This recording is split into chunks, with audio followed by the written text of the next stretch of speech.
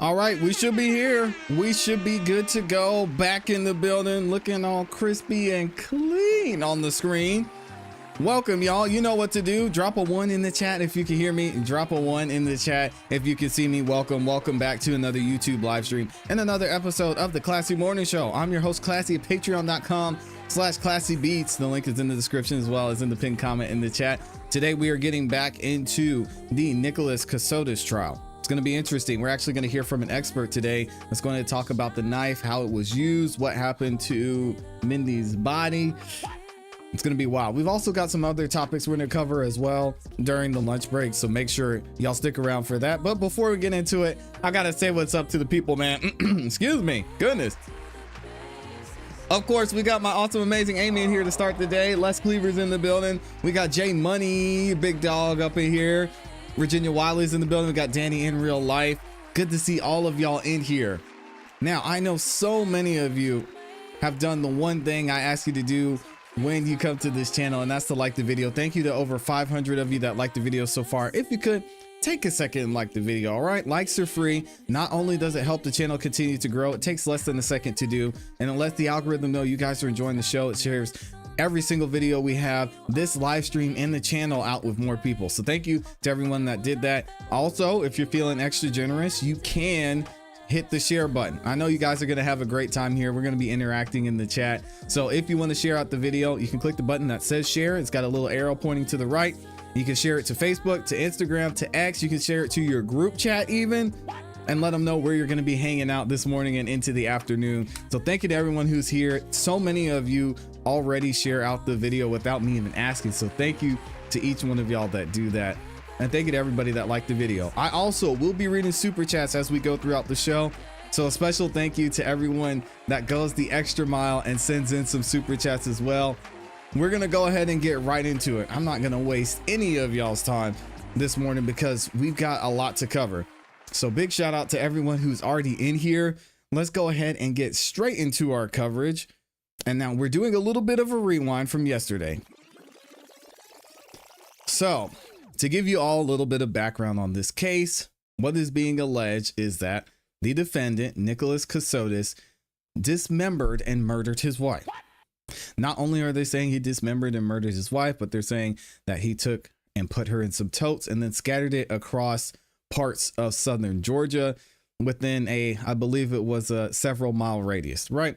So now we're getting into one of the experts here who's going to talk about some of the tools that were used during the commission of this crime.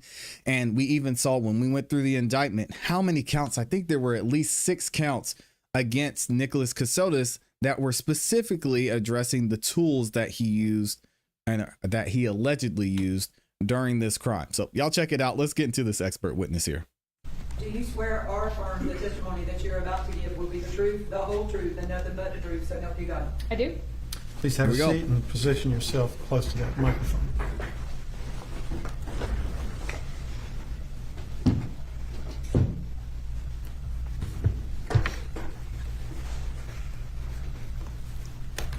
My apologies, Your Honor. I'm transferring.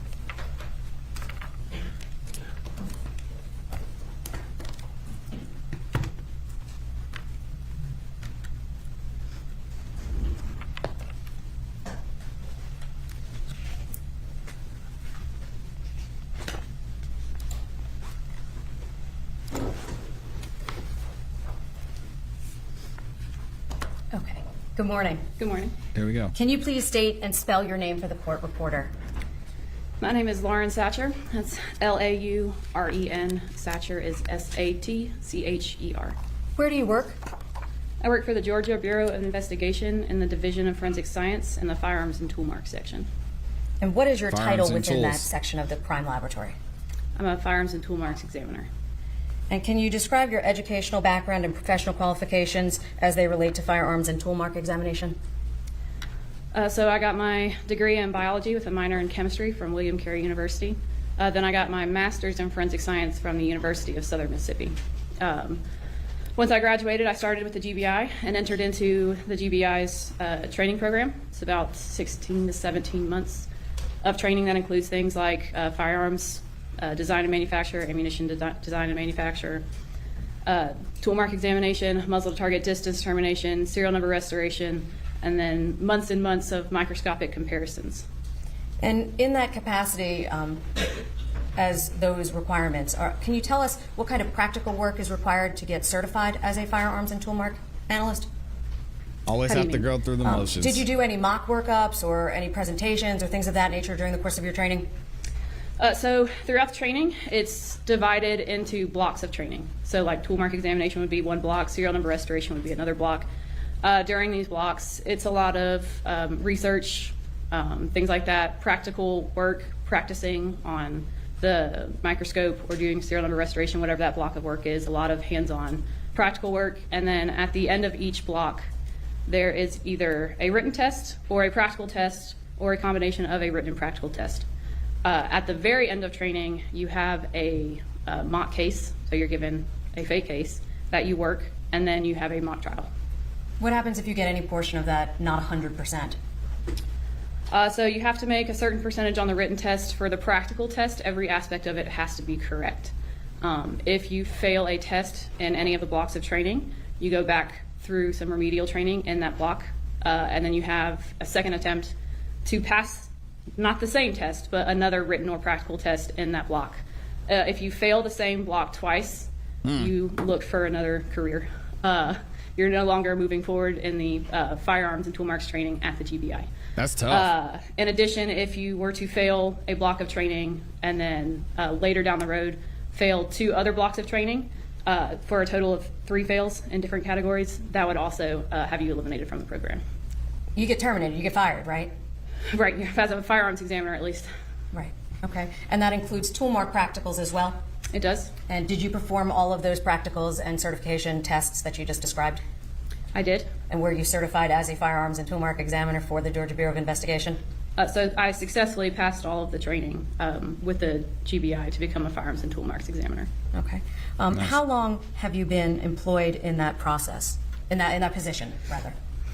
I started in August of 2020, so 5 years.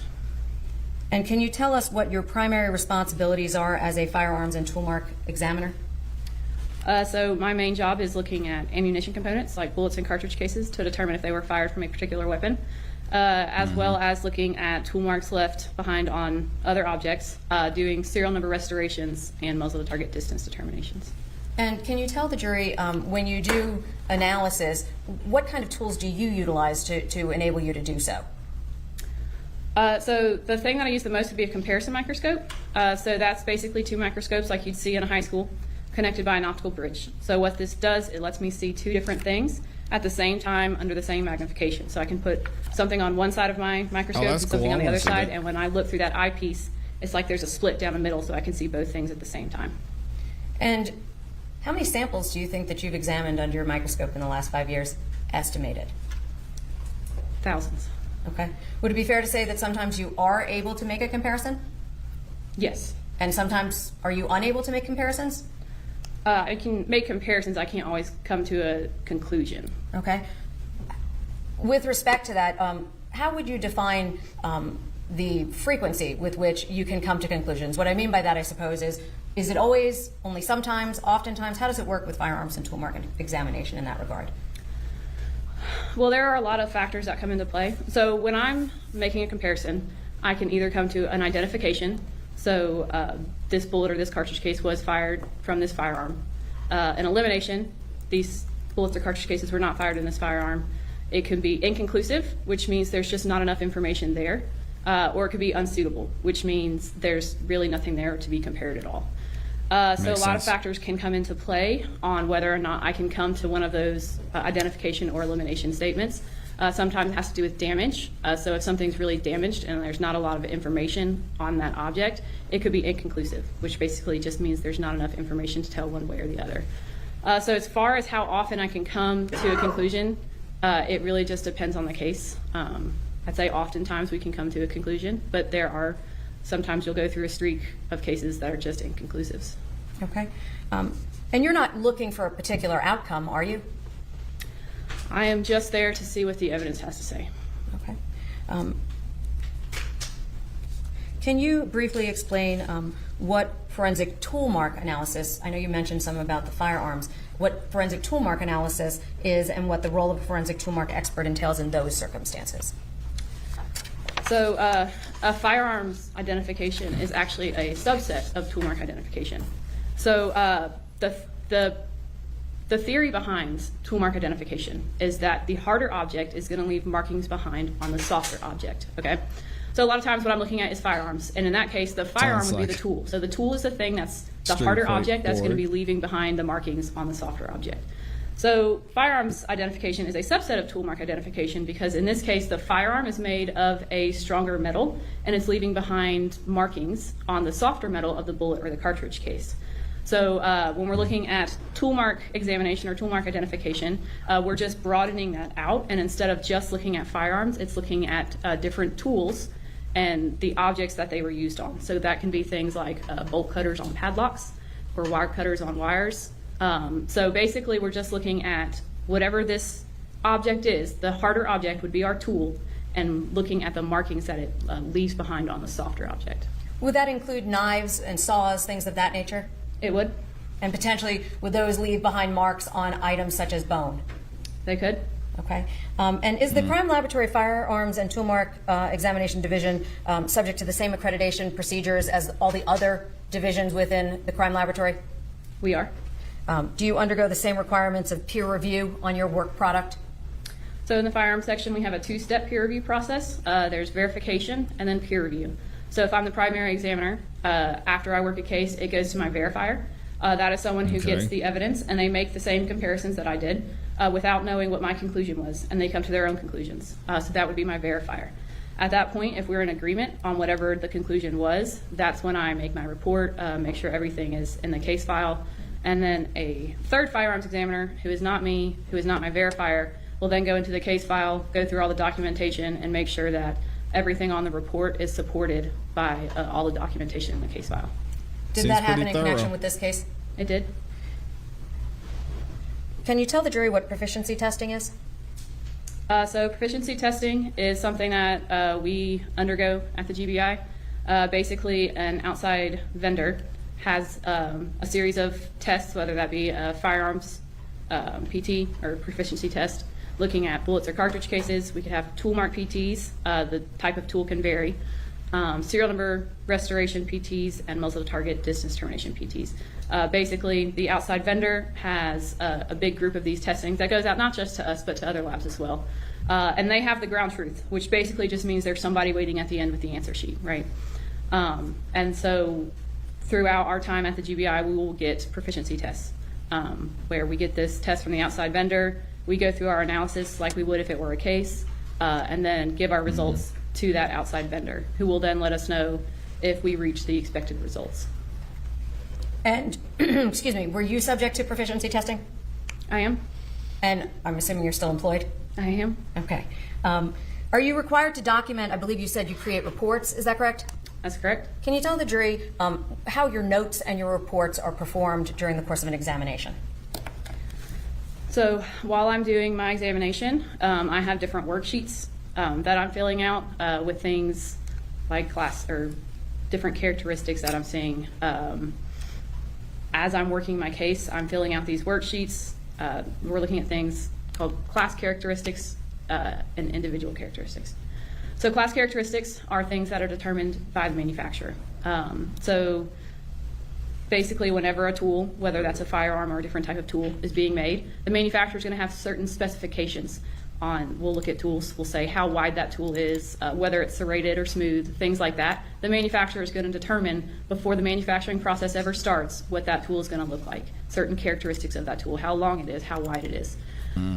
So things like that will get noted in the worksheets, documenting any trace evidence that we might have observed on these tools, just kind of documenting as we go what we're doing and what we're seeing. At the end, we are coming to our conclusion on whether or not we have an identification, an elimination, inconclusive in regards to any tools that were submitted compared to the tool marks.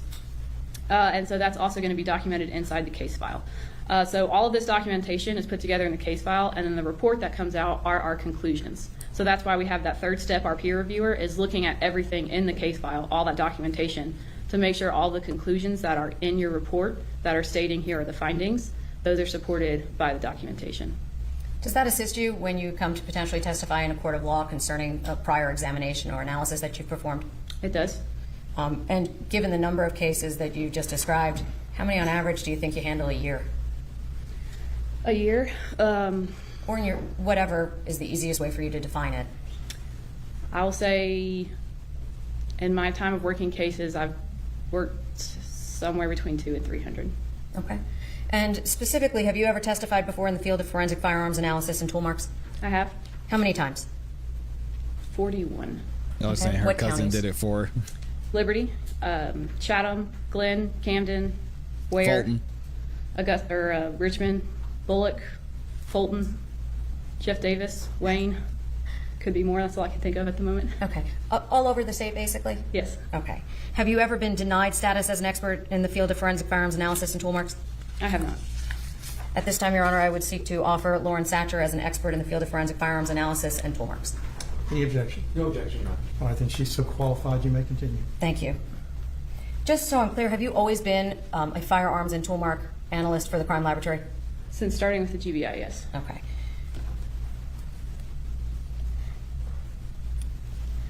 Are there limitations to tool mark examination? Meaning, what would make it more difficult for you to render a conclusion with respect to tool mark examination? So looking at tool mark examination, we'll say, as opposed to firearms examination, which again is a subset, but bullet's only going to travel down the barrel of the gun one way, right? When it comes to tool mark examination, there's a lot more factors that Allegedly. you have to take into account. So for instance, how was that tool used? Was there any leverage involved? What part of that tool was used? So if you have, let's say, bolt cutters where the blades are this long, the padlock, the bolt's not that big. So where on that cutter was used to cut that padlock? So you have to take other things into consideration with tool mark examination, like how that tool is used. Tools aren't always used in the way that they were intended to be used. So you have to take that into account, which direction they were coming from. Did they come from multiple directions? And then again, where on that tool was used relative to whatever it was being used on. So all of these things together, Yeah, she's certified for sure. can add some limitations, but just, I'd say, more complications than if we were just looking at, say, a firearm, where again, it's really only being used in one way. So for example, if I were to reference a blade on a knife, is it possible that the mark was made by a different potential segment on the knife? Objection, leading. Can you rephrase that? Certainly. Can you explain to the jury how the length of a knife blade might impact your tool mark examination analysis? So again, we kind of have to look at the size of the thing that's being cut relative to the tool that is doing the cutting. So again, if you have a cutting surface that's however long and whatever it's being used on is much smaller, you don't know for sure where on that blade was used, and if you have multiple things you're comparing it to, you don't know for certain if the same part of that blade was used on every item, because that blade is longer than whatever the item is. So again, that's one of those complications that comes in with tool marks, that things you have to take into account. Okay. If I can approach for just a moment.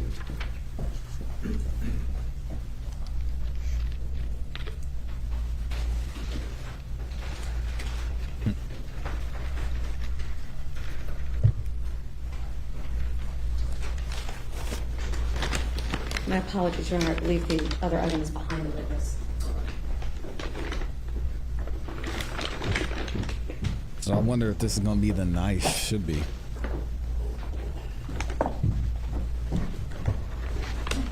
Thank you.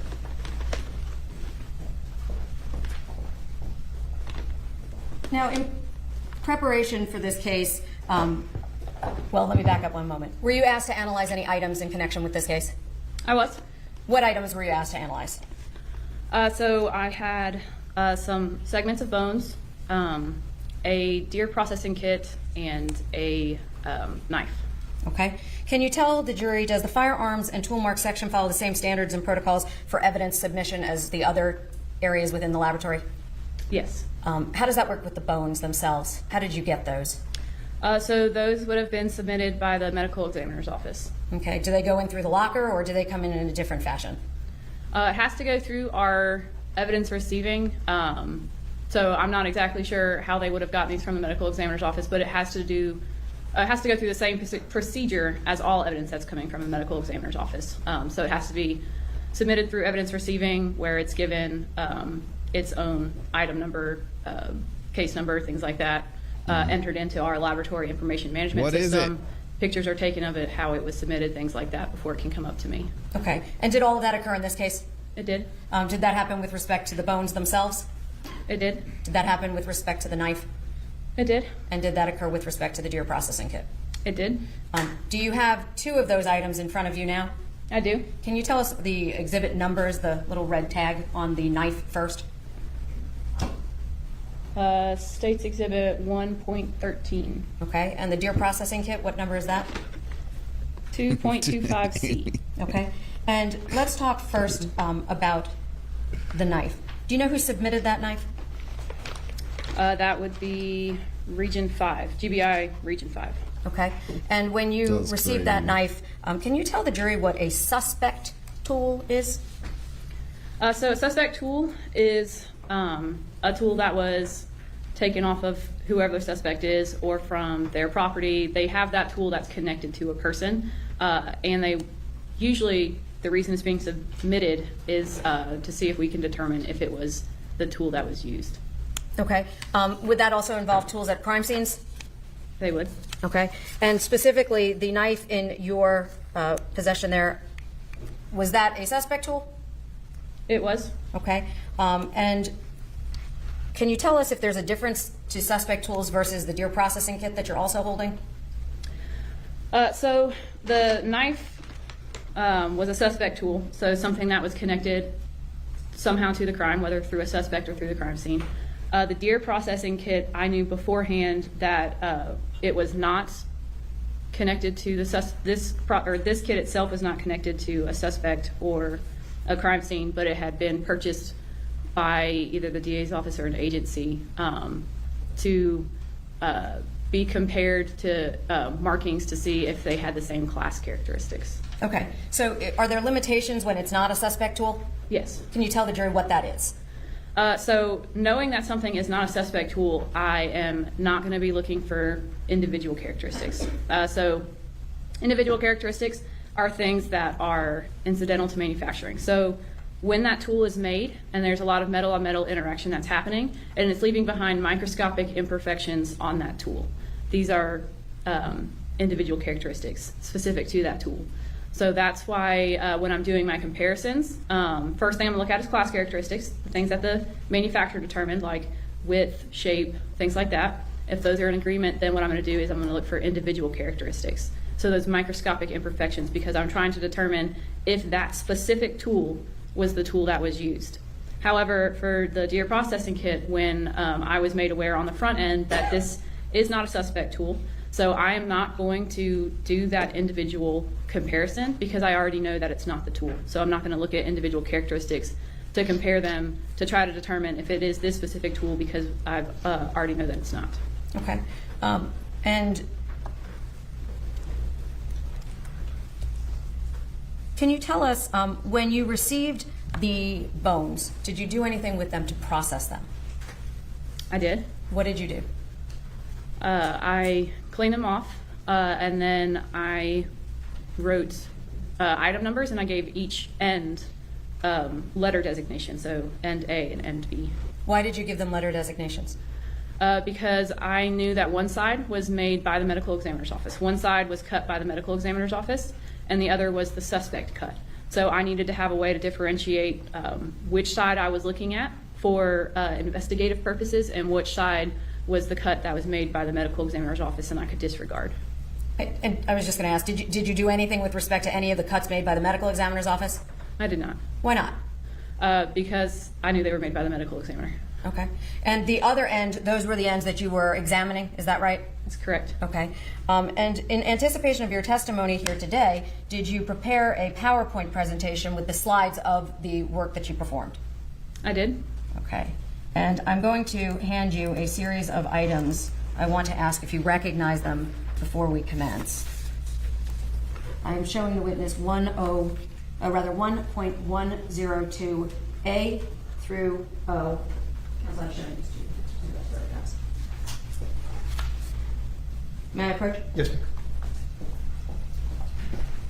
Do you recognize those photographs? Take a moment to go through them.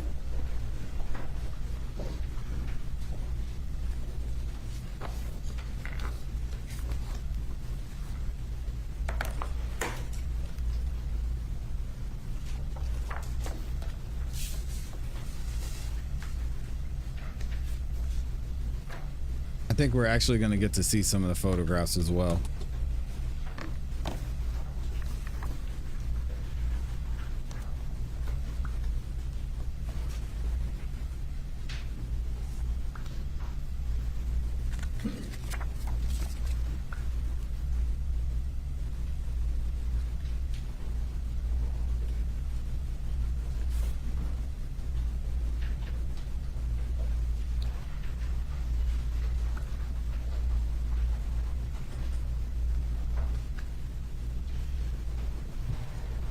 I do. Do you recognize them? I do. What do you recognize those photographs to be? These are photographs of the bones and then casts that I made of some of the bones, and then some photographs of a piece of lead wire that I made some cuts in with a saw from the deer processing kit, and a close-up of the teeth of the saw of the deer processing kit. Are those all photographs that you yourself took, rather? I did. Are those a fair and accurate depiction of, or just photocopies, rather, of the original photographs? They are. At this time, I would seek to introduce those photographs, Your Honor. No objection, Your Honor. And they are admitted without objection. Thank you. At this time, I'd also like to provide her with 1.103.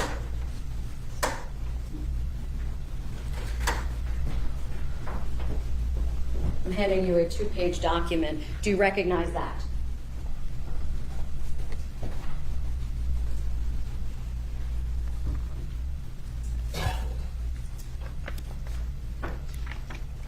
I do. What is that you're holding? It is my report. Okay. And do you recognize that to be the report that you prepared in connection with your conclusions concerning the knife and the bones? I do. Is that an accurate report, just a photocopy of the original? It is. Does it have your signature on it? It does. At this time, I would seek to introduce 1.103. No objection, Your Honor. It's also admitted. Okay. Now, can you tell the jury, I'm going to start with your PowerPoint. The PowerPoint itself, does that have any notations that you made as well? Meaning in the margins in addition to just the photograph? Yes. Okay. And did you do so in a fashion to attempt to assist the jury in understanding your processing of the materials? Yes. At this time, Your Honor, I would seek to introduce that as a demonstrative aid, that being listed as photo PowerPoint within the subfolder of Lauren Satcher under witnesses on 1.101, the USB. No objection to it being admitted as a demonstrative. I have this photograph separately, Your Honor, before the court. Thank you. It is admitted.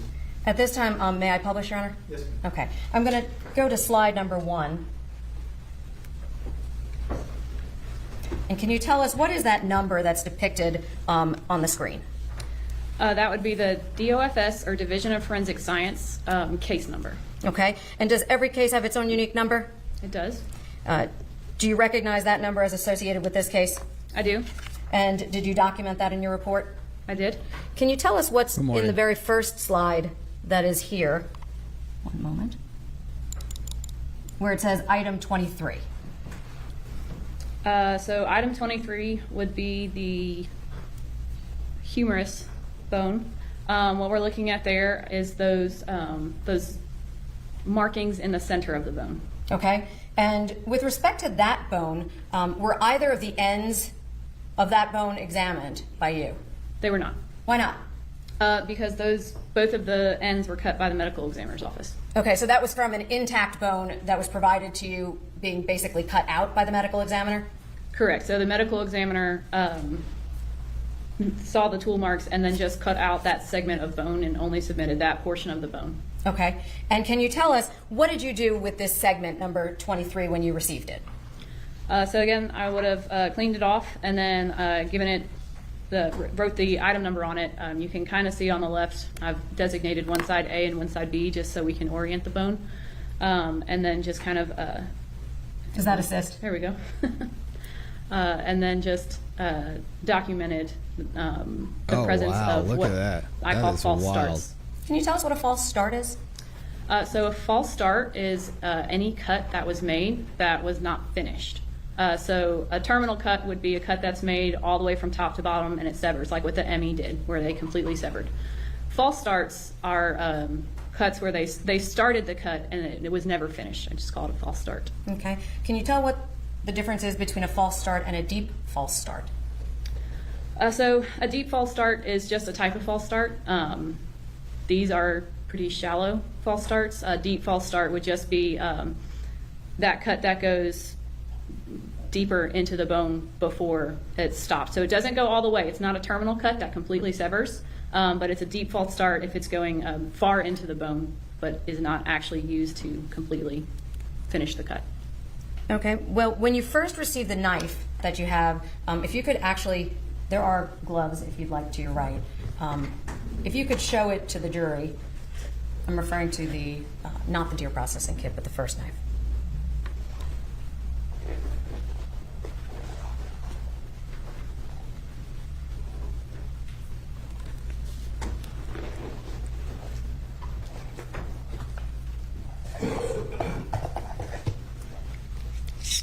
Can you tell the jury what you did with respect to that knife when you first received it? So when I received this knife, the first thing that again I'm going to look at is class characteristics. So I'm looking at It's a murder weapon. things that are easy to determine, like the manufacturer, documenting the width, the length, the type of blade. I'm looking for any trace evidence that I can see just with my naked eye on here. And so I am just basically at first glance at this knife giving an overview of all of the different characteristics that I'm seeing of this knife. Okay. And would that include the type of knife that it is, meaning is it serrated or smooth, things of that nature? Yes. Okay. And would you document that? Yes. Okay. And with respect to this knife, did you note any individual characteristics? With this knife, I never looked for individual characteristics on this knife because I didn't do a comparison of this knife to anything at an individual characteristic level. Okay. Why not? So I was able to determine that this knife was not used on the other 4 bones based on a disagreement of class characteristics. Basically, this knife, it has a beveled edge, so it kind of goes in. So the cut that it's going to make is going to be a V shape, okay?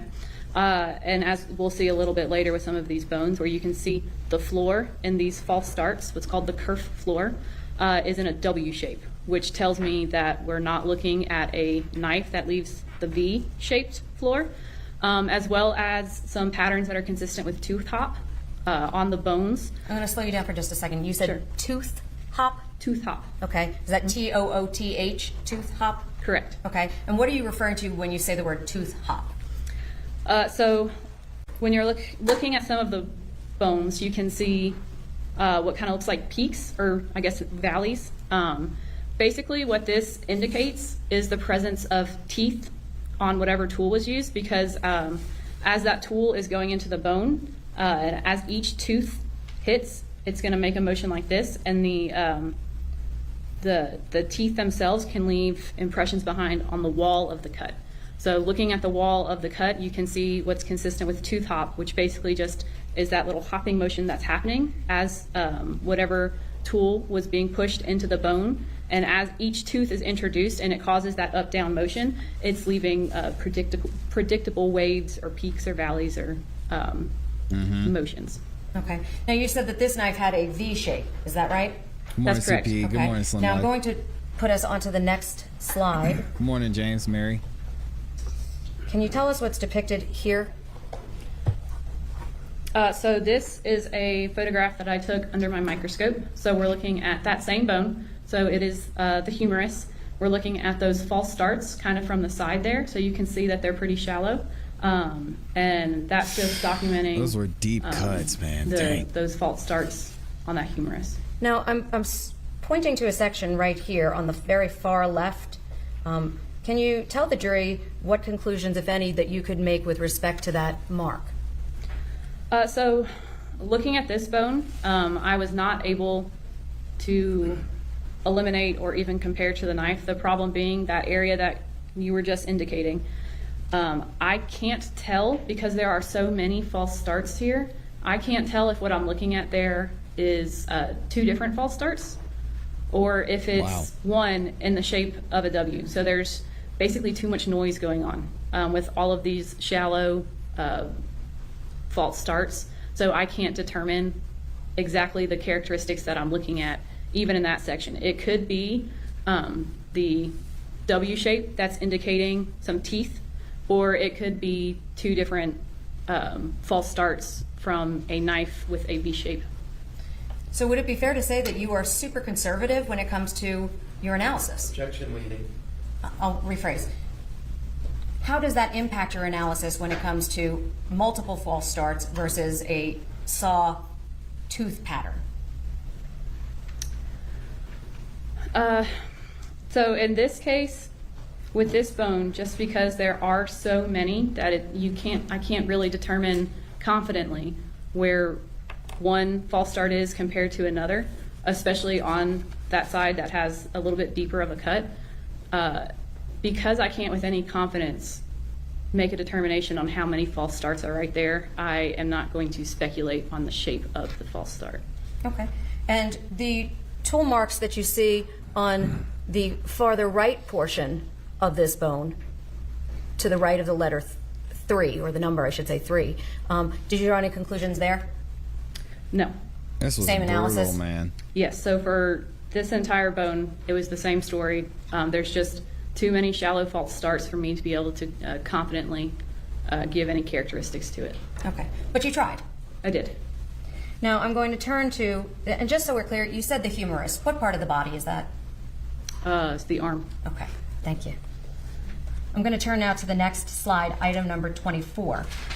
Can you tell us what you observe in this slide under item 24? So this is a different bone. We're looking at the suspect cut side.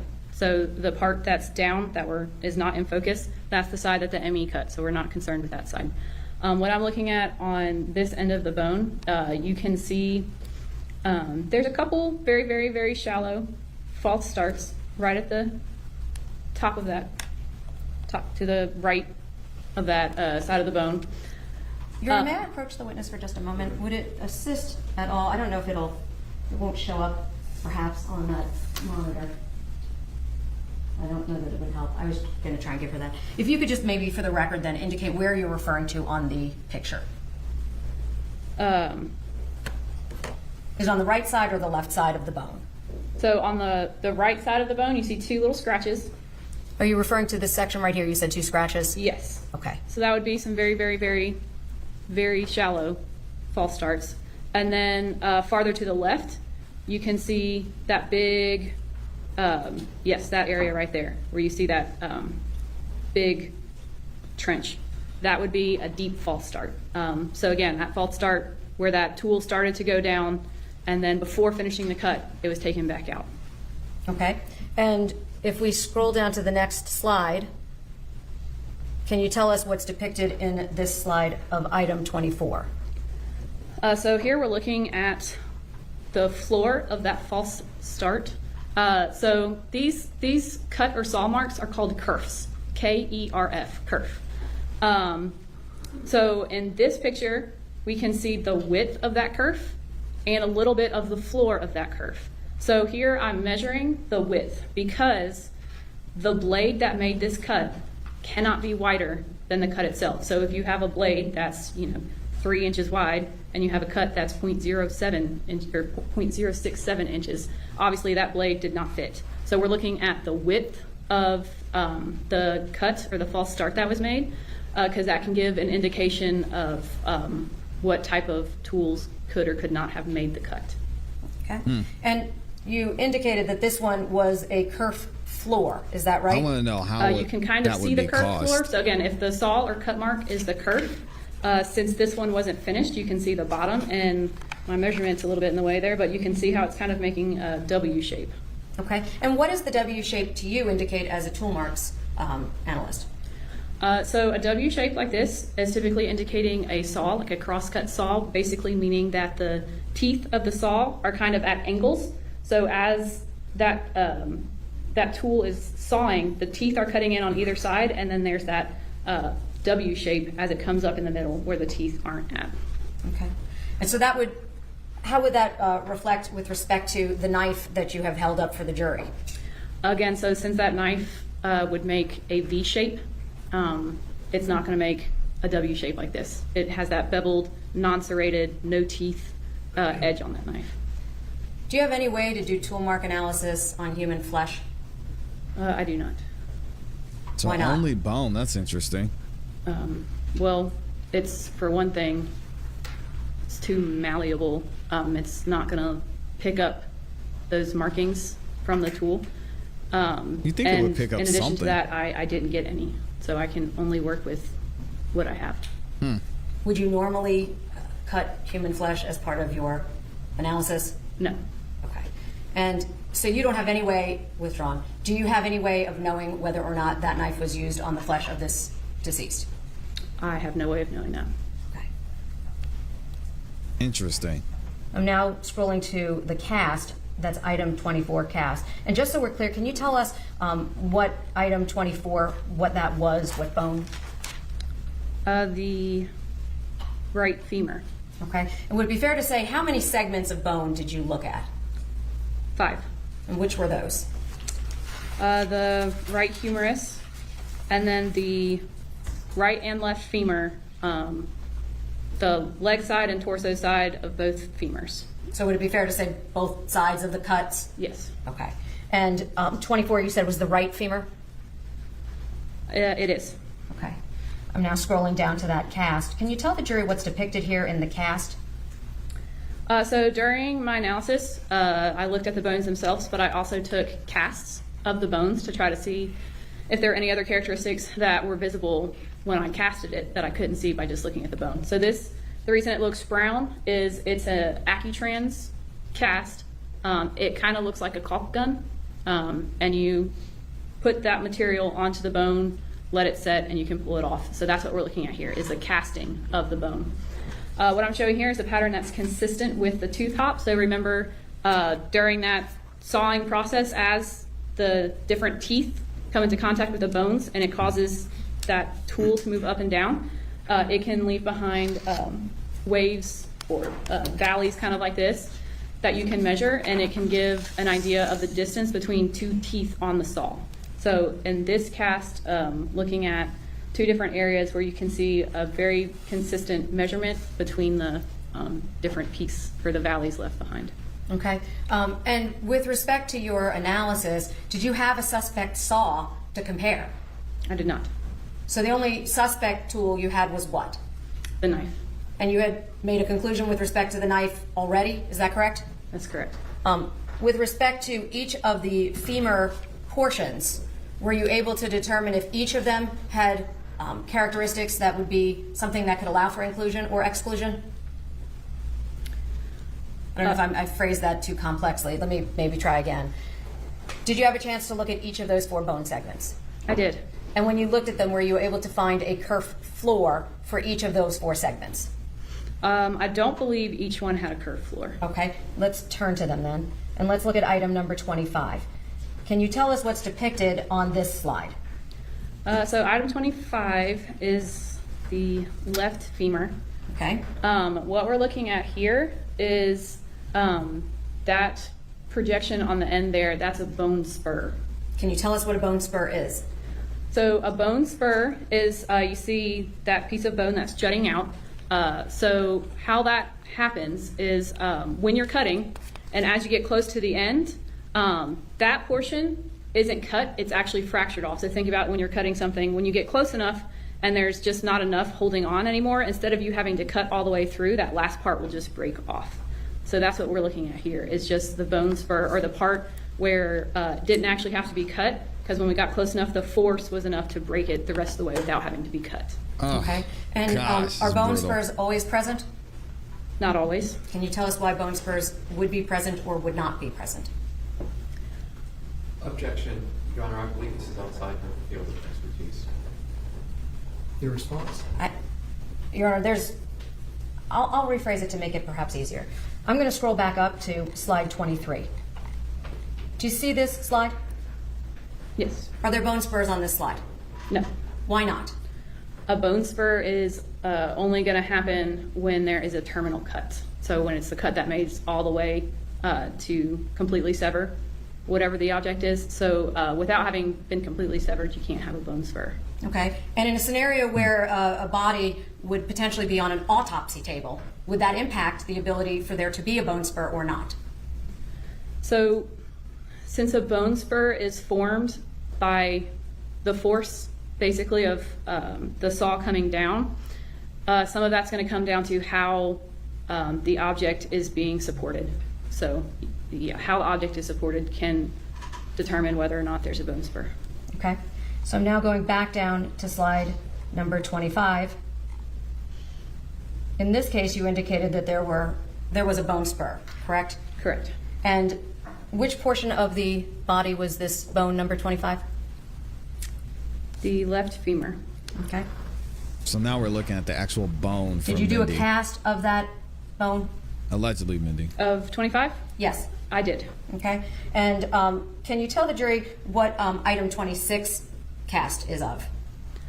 So item 26 is also the left femur, but the other side of the left femur.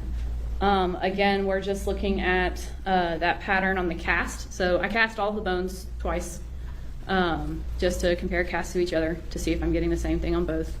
And you can see in item 26 cast as well, we're getting those kind of valleys that are in kind of a predictable pattern and the same spacing apart, which again is consistent with two-top. And so would that also be consistent with what type of a instrument? It's consistent with a saw. I'm now Jeez. turning you to item 27. Can you tell us what is depicted here? Brutal. Item 27 is the other side of the right femur.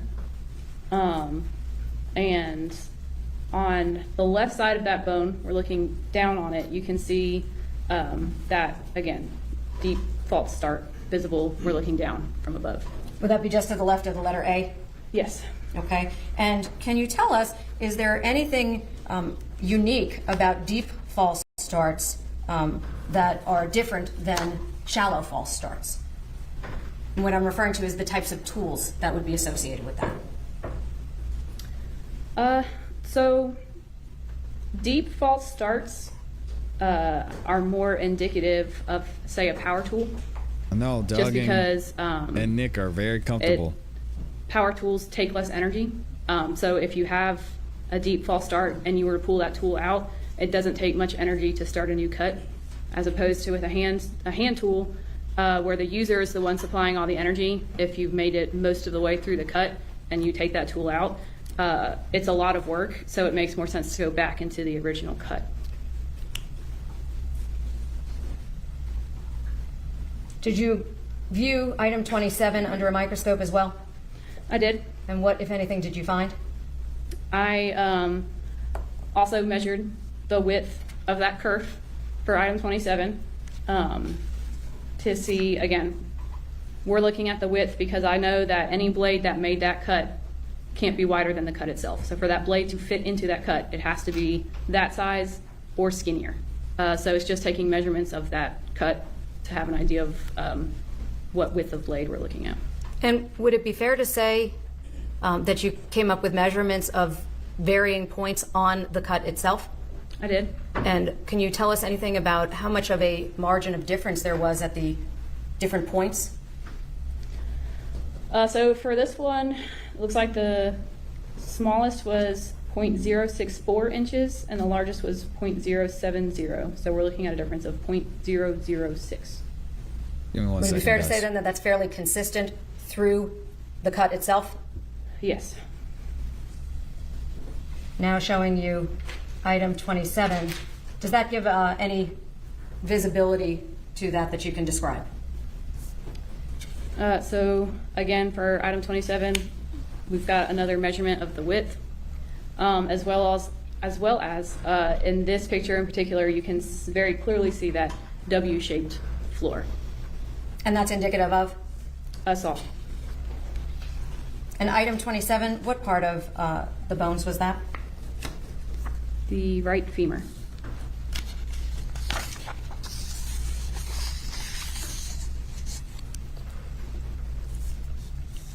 Did you take a cast of that item as well? I did.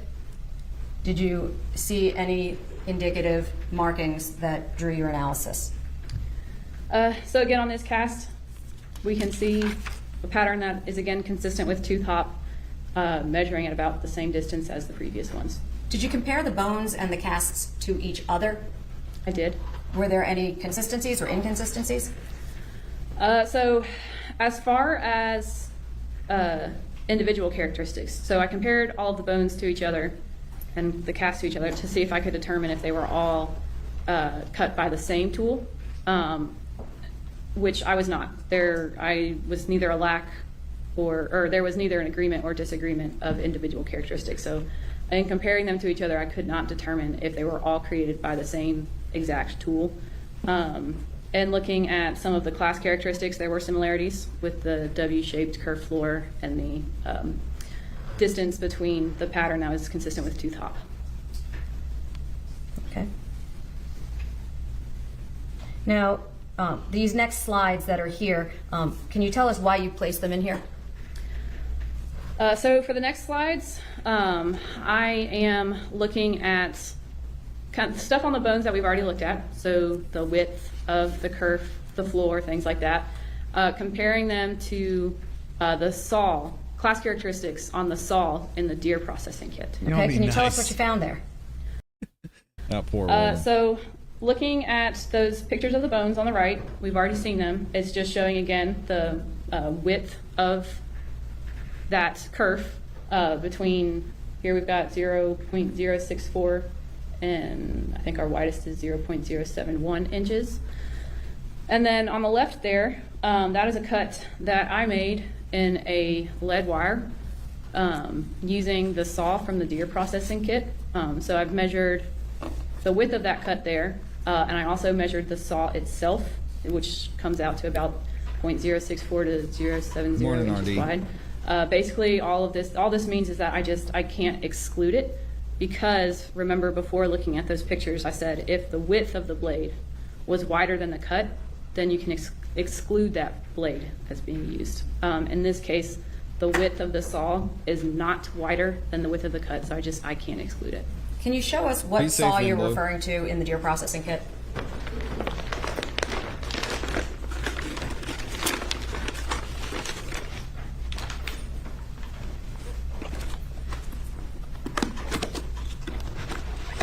If you need to stand up, that's fine.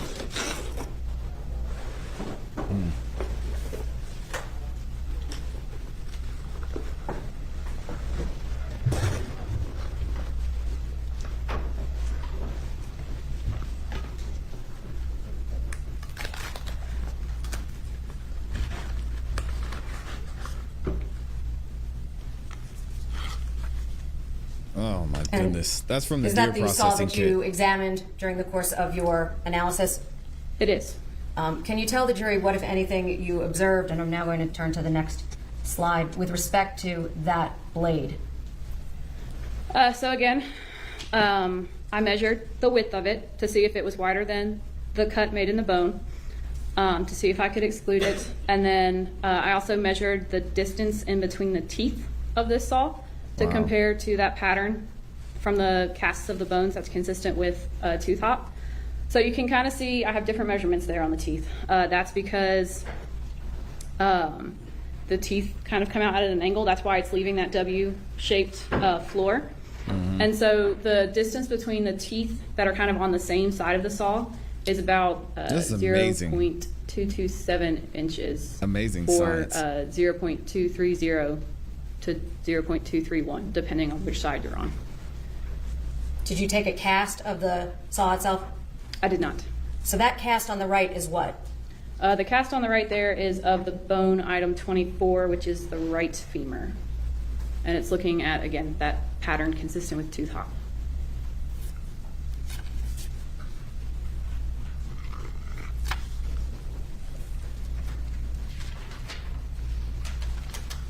Can you tell us what's depicted in this last slide here? So here is just showing on the left side, that is that lead wire that I cut using this saw. I did a terminal cut, which on the far left there, you see that circle towards the bottom, is showing that spur. So as I made that terminal cut, when I got towards the end, the weight of that lead wire was enough to break off the very end without me having to actually cut it. So that's what you're looking at right there, is that point that fractured off instead of being cut off as I made that terminal cut. The circle on the right is just showing I did a false start. So I started the cut, just didn't finish it, so we could see what that curved floor looked like. It's Why kind of the got false a start, lopsided W shape to it. And that's just showing on the right the bone spur from item 25 and the width of the kerf on item 27. I can't exclude this tool. I obviously cannot say that it is the tool or it is this exact type of tool. I just can't exclude it.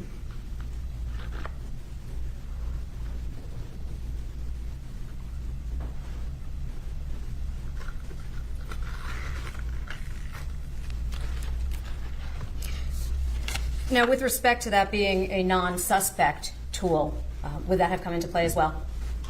Yes. How so? I'm not going to compare individual characteristics.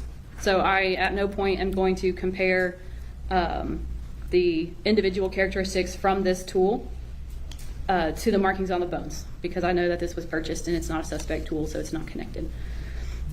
Makes sense. So I can't really go too far in depth onto whether or not it's this tool. Mostly with this, the most conclusive thing that I could have done would be to exclude this tool. Did you know that up front? I did. So you knew that you were testing this and the only potential outcome was exclusion as a non-suspect tool? Objection, Mindy. Withdrawn.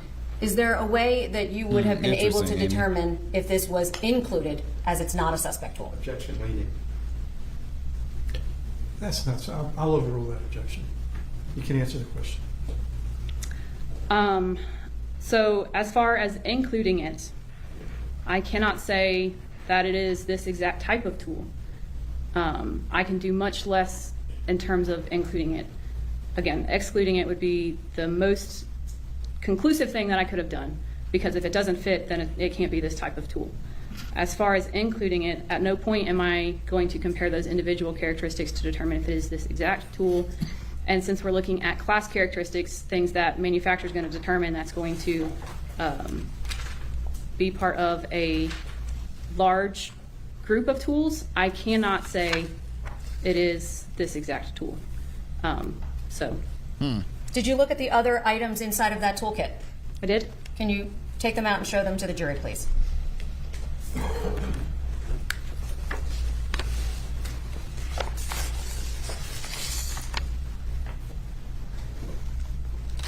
And these If are we all could, just as the you go through tools each in of the them, deer can you tell us processing what kit. conclusion you were able to render with respect to each tool and why?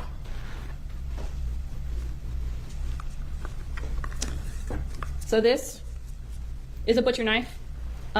It has a non-serrated edge, so a smooth edge.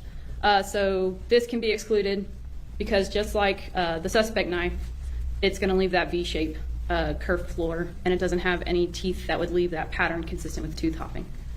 Could you test that type of a knife against flesh? I can't test anything to flesh. Okay. What about the next item in the kit? Wouldn't that be important though? Because if you're cutting through flesh into bone, maybe Doug will bring this up on cross-examination. I would imagine that it would make This is a boning knife. Some type Again, of difference. it has a non-serrated edge, so a smooth edge is going to leave the V-shaped they did curved find it, floor, Gloria, yes. and it has no teeth or no serrations on it. So I was also able to exclude this knife, or this type of knife. And your exclusion is for what portion of the remains? So that's talking about the left and right femur. Okay. And the next item? Yes, these are actually the tools that are in evidence that they're saying Nick purchased. Yeah. Steel rod, this is just for sharpening all the other tools. And was there any reason to think that that was used in any way? No.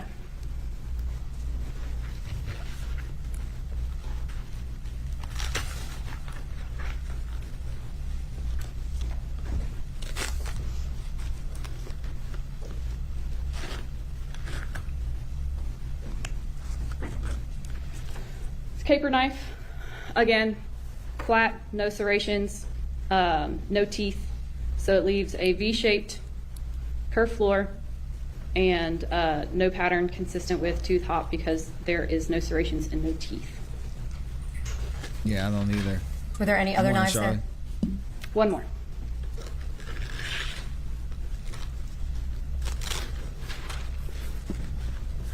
Yes, allegedly.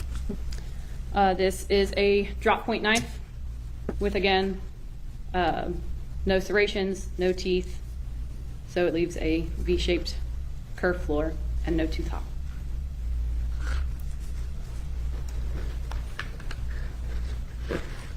During your examination, did you ever have an opportunity to examine any power tools?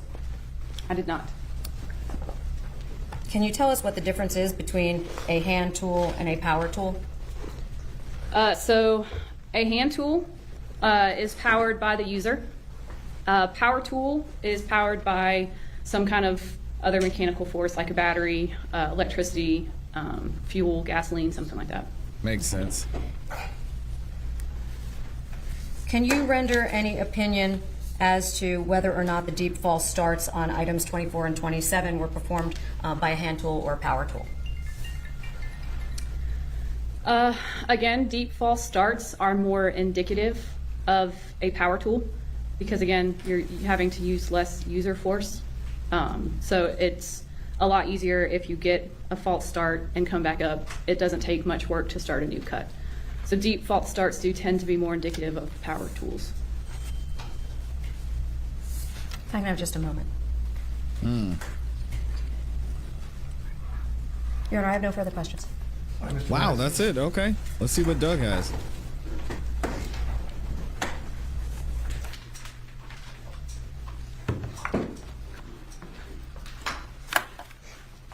Examiner Satcher, good afternoon. Good afternoon. I'm Doug Weinstein. I believe we communicated this weekend. Yes, sir. Examiner Satcher, you had one suspect tool, correct, that you were asked to examine? Correct. And that suspect tool was the knife, States Exhibit 1.13. That's correct. So you determined that that knife, do you have that knife in front of you now? I do. All right, just take my gloves off. I apologize for making you put them back on again. Sorry.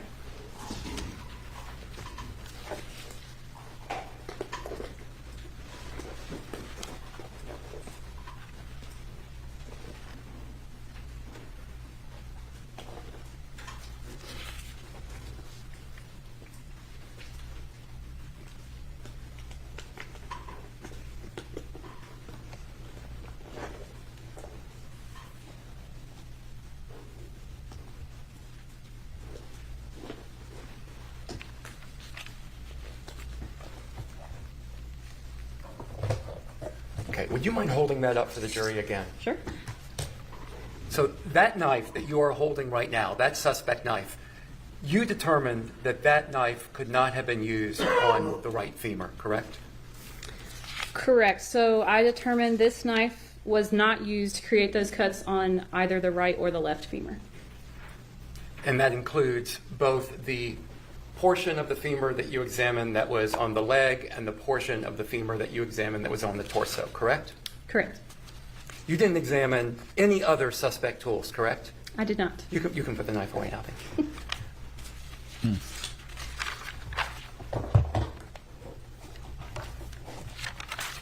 The other tool that you were asked to examine was not a suspect tool, correct? That's correct. And what was your terminology for that tool again? The saw? Yeah, the saw. You had a word for a non-suspect tool? Or you just call it a non-suspect tool? A non-suspect tool, yeah. Okay, so you examined that saw in the non-suspect tool, correct? Correct. And from that, you say you could draw, I guess, no conclusions? Is that accurate? Pretty much. I can't exclude it, but I can't say it was that type of tool. So basically, there just weren't any class characteristics that let me say, okay, this could not have been the type of tool. But since class characteristics do turn, like, there's a whole bunch of different tools that are encompassed in class characteristics. Like, it's not just those types of saws that have teeth set that far apart with a width of a blade less than that cut. So there's nothing there that will allow me to exclude it, but I certainly could not say that it is that exact type of tool. And I don't mean to test your memory, so if you need to look at something, just let me know. But item 27, the portion of the right femur still attached to the body, that had a deep false start in it, correct? It did? In a deep false start, you have testified a couple of times, that is more indicative of a power tool, correct? That's correct. And the saw that is a non-suspect tool, that is not a power tool, correct? That's correct. It's a hand tool. Let me ask you one other area. You make cuts into lead pipe. Is it lead pipe or lead wire? Lead wire. Lead wire. You make cuts into lead wire as well, correct? I did. And why do you use a lead wire? So, 'Cause for of one the thing, type of it is element made it is. of a kind of a softer metal. So, especially when we're using suspect tools, which was not the case when I made the cut with this saw. But when we're using suspect tools, we want to use as soft of a metal as possible because we don't want to damage the tool that we are trying to get markings from. Because that is one thing that can leave individual characteristics as a tool is used and it picks up damage, you know, nicks, scratches, things like that. That's adding more individuality to that tool. So if we were to take a suspect tool and then cut something really hard with it, we could be potentially erasing some individual characteristics or adding new ones. So we always are trying to make cuts in a softer material, in which case at the lab we have lead wire. So all that I'm trying to do in this case was just to see what kind of kerf floor that type of tool would leave, and see if there's any other just characteristics that I could pick up from markings. When you made the cut into the lead wire with the non-suspect saw, the width that you got in that cut was between, and you may need to look at the slide, was between, I guess there were three measurements, 0.092, 0.101, and 0.105 inches, correct? Correct. The width of the cut in the, I guess it is the right femur body, was between 0.064 and 0.070, correct? Correct. And didn't you testify that the knife that, for example, the knife that was used couldn't be any wider than that 0.064 to 0.070 width? Correct. Okay. And the cuts made into the wire, the 0.092, 0.105, and 0.101, those numbers are wider than 0.064 to 0.070, correct? That's correct. I have no further questions. Thank you. Okay. You appeared like you wanted to explain that last question. Can you explain that for us? Meaning the width. So the reason that I could not exclude it based on the width, because that cut is Cross-examination is wider, short is these days. because of the width of the actual saw. So before I ever made this cut, I knew that the saw itself was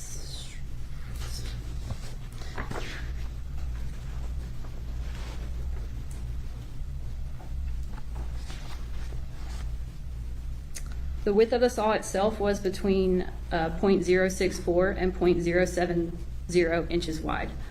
So that's the width of the saw itself. If that had been wider than the kerf in the bone, then I could have excluded it. However, because the saw itself is not wider than the kerf in the bone, I can't exclude it. It will fit. It does make, at least in the lead wire, a wider cut or a wider kerf than that in the bone, but that's not enough for me to exclude it, simply because the saw itself is not wider than the cut. Is bone different than lead? It is. Did you try cutting the bone? I did not. Why not? It wasn't necessary because I have the width of the saw itself. Again, the only way that I would exclude it is if the saw itself was wider than the cut, because that's how I know it will not fit. I'm not going to exclude it on the width of the cut that it makes. Nothing further. Anything else, counsel? You say that the saw was up to .070 wide, correct? I believe you just told the state that. Yes, 0.064 to 0.070. So the saw is as wide as .070, correct? Yes, so it's a range because I'm measuring it, but I'm measuring at different points in different places, so that's why it's a range of .064 to .070. But there are portions of the cut in the bone that are as narrow as .064, correct? That's correct. Okay, thank you. Nothing further. All right, thank you. You are excused. There it is. That is the end of that testimony. Interesting stuff on how they are able to reproduce and figure out which tools were used in the commission of this crime. I'm not sure where Doug's going with the questioning here. We'll have to wait and see how they break it down when it's time for the defense to present their case. What do you guys think about this? Let me know in the comments in the chat. We got a couple of super chats to get to as well. Thank you to those of y'all who went the extra mile in support. And then we're actually going to fast forward into day 6. So we're going to go into today. The remainder of the testimony yesterday wasn't too much. We got to hear from someone we actually saw in the YSL trial. The gentleman who had the nice chart, you may remember, and talked about the cell phone records. We're not going to go through all of that because y'all know talking about cell phone records is grueling. Spoiler alert. Nick was in the area. Okay, we'll just keep it out that. But I gotta give a big shout out to Just Saying with Alicia became a new member. Thank you for being a new member, Alicia. Make sure you check out the members only content, as well as staying tuned for any videos we drop here as you get instant access because you're a member. So shout out to you. We've got In Blue in the building with the 5 bomb says, I'm going trucker style. Ears only. Be safe out there, In Blue. Starting the drive from SFO to PDX. Thank you, ClassE and Amy, for the good vibes. I appreciate you, In Blue, and be safe out there on the road. I appreciate you listening to us while you're driving. Nick was there. Yeah, I mean, he was there.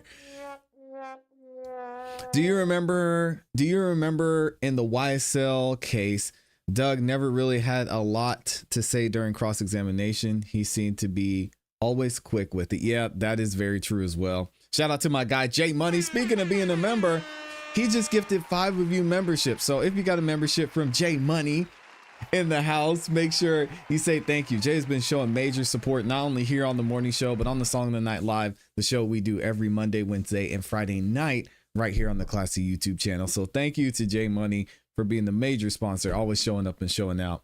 And make sure y'all say thank you if you got a membership from him. All right. Said, what else are y'all saying in here? Yeah, Nick was there. Yeah, he was definitely there. Been lurking, but I'm just wondering if Doug picked a dud in this case. We'll have to see, because we're actually going to find out from Doug here shortly. Let me see. Where is it? We're actually going to find out from Doug shortly what they are going to do moving forward. And I believe the defense is about to rest. So let me see. Let me update this title. I'm sorry, not the defense. The prosecution is going to rest. So let's check in and see and get started with day 6. Let me see what else y'all are saying. Hopefully we get more from Doug when the defense is on. I think we will too. Shout out to Charlie saying thank you for the gifted membership. There we go. There's a thank you. Shout out to Jay Money. All right, let's go ahead and get into it. So we're going to go ahead and get into day 6 of this Nicholas Kassotis trial.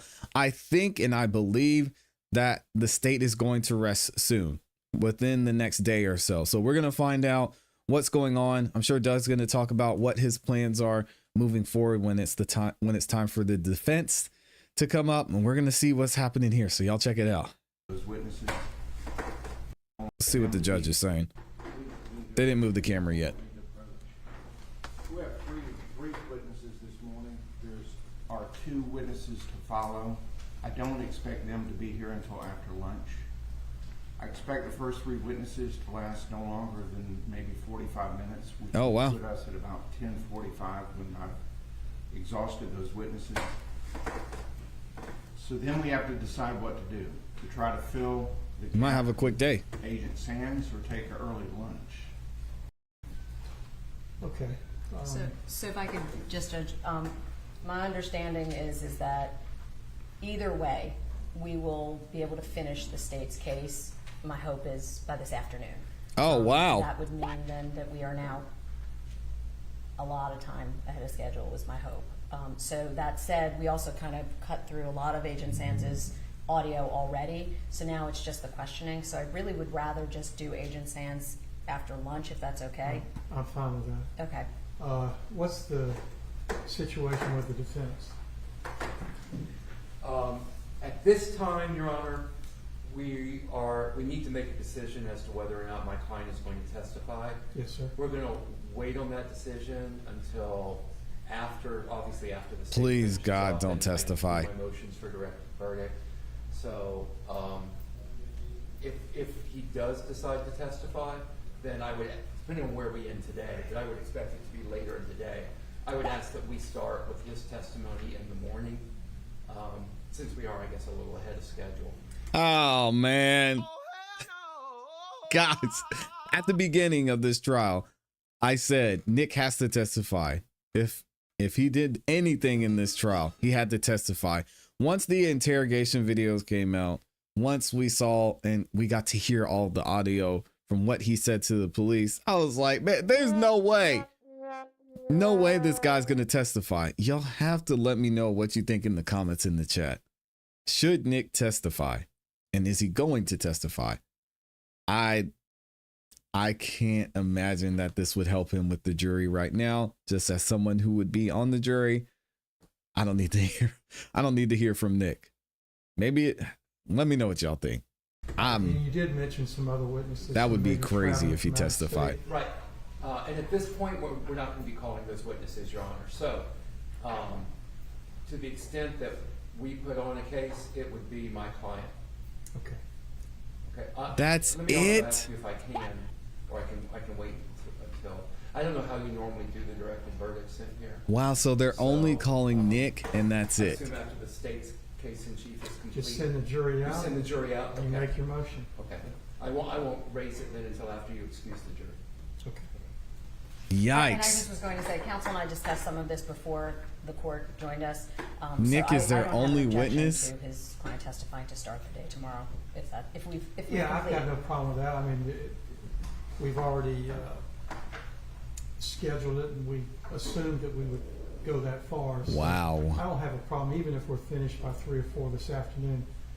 I don't have a problem with ending the day, allowing you to consult with your client, and then make the announcement the next morning. And I still need to provide the court with the jury Yes, charges. sir. And as I said yesterday, it's going to be this evening probably before I get those over. Okay. This That's trial fine. is insane. All right, and we'll bring the jury. So Nick isn't testifying at all. I'm shocked. We've got a few more witnesses That, right? Right. Okay. Is that going to be first, or? for the state and then that's it. Yes, sir. Let's skip ahead to when the jury gets in.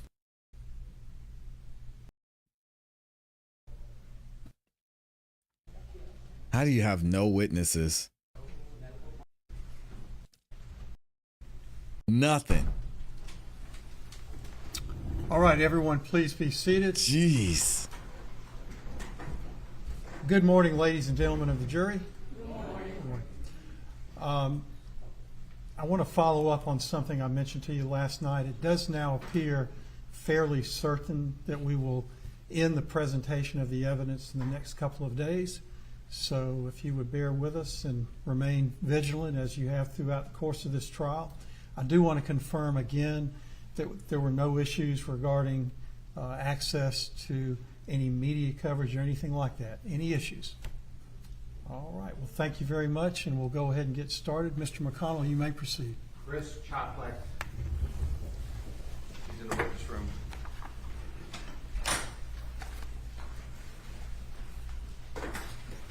Jeez.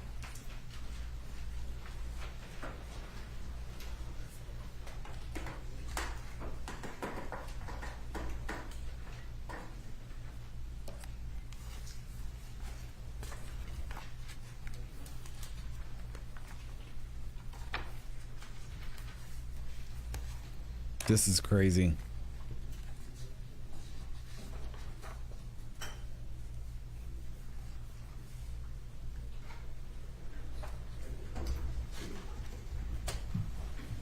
Good morning, sir. Please raise your right hand.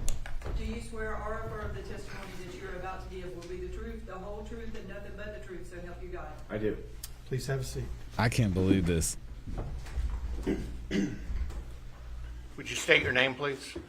Chris Chaplak, Would you spell your last name, please? CZAPLAK.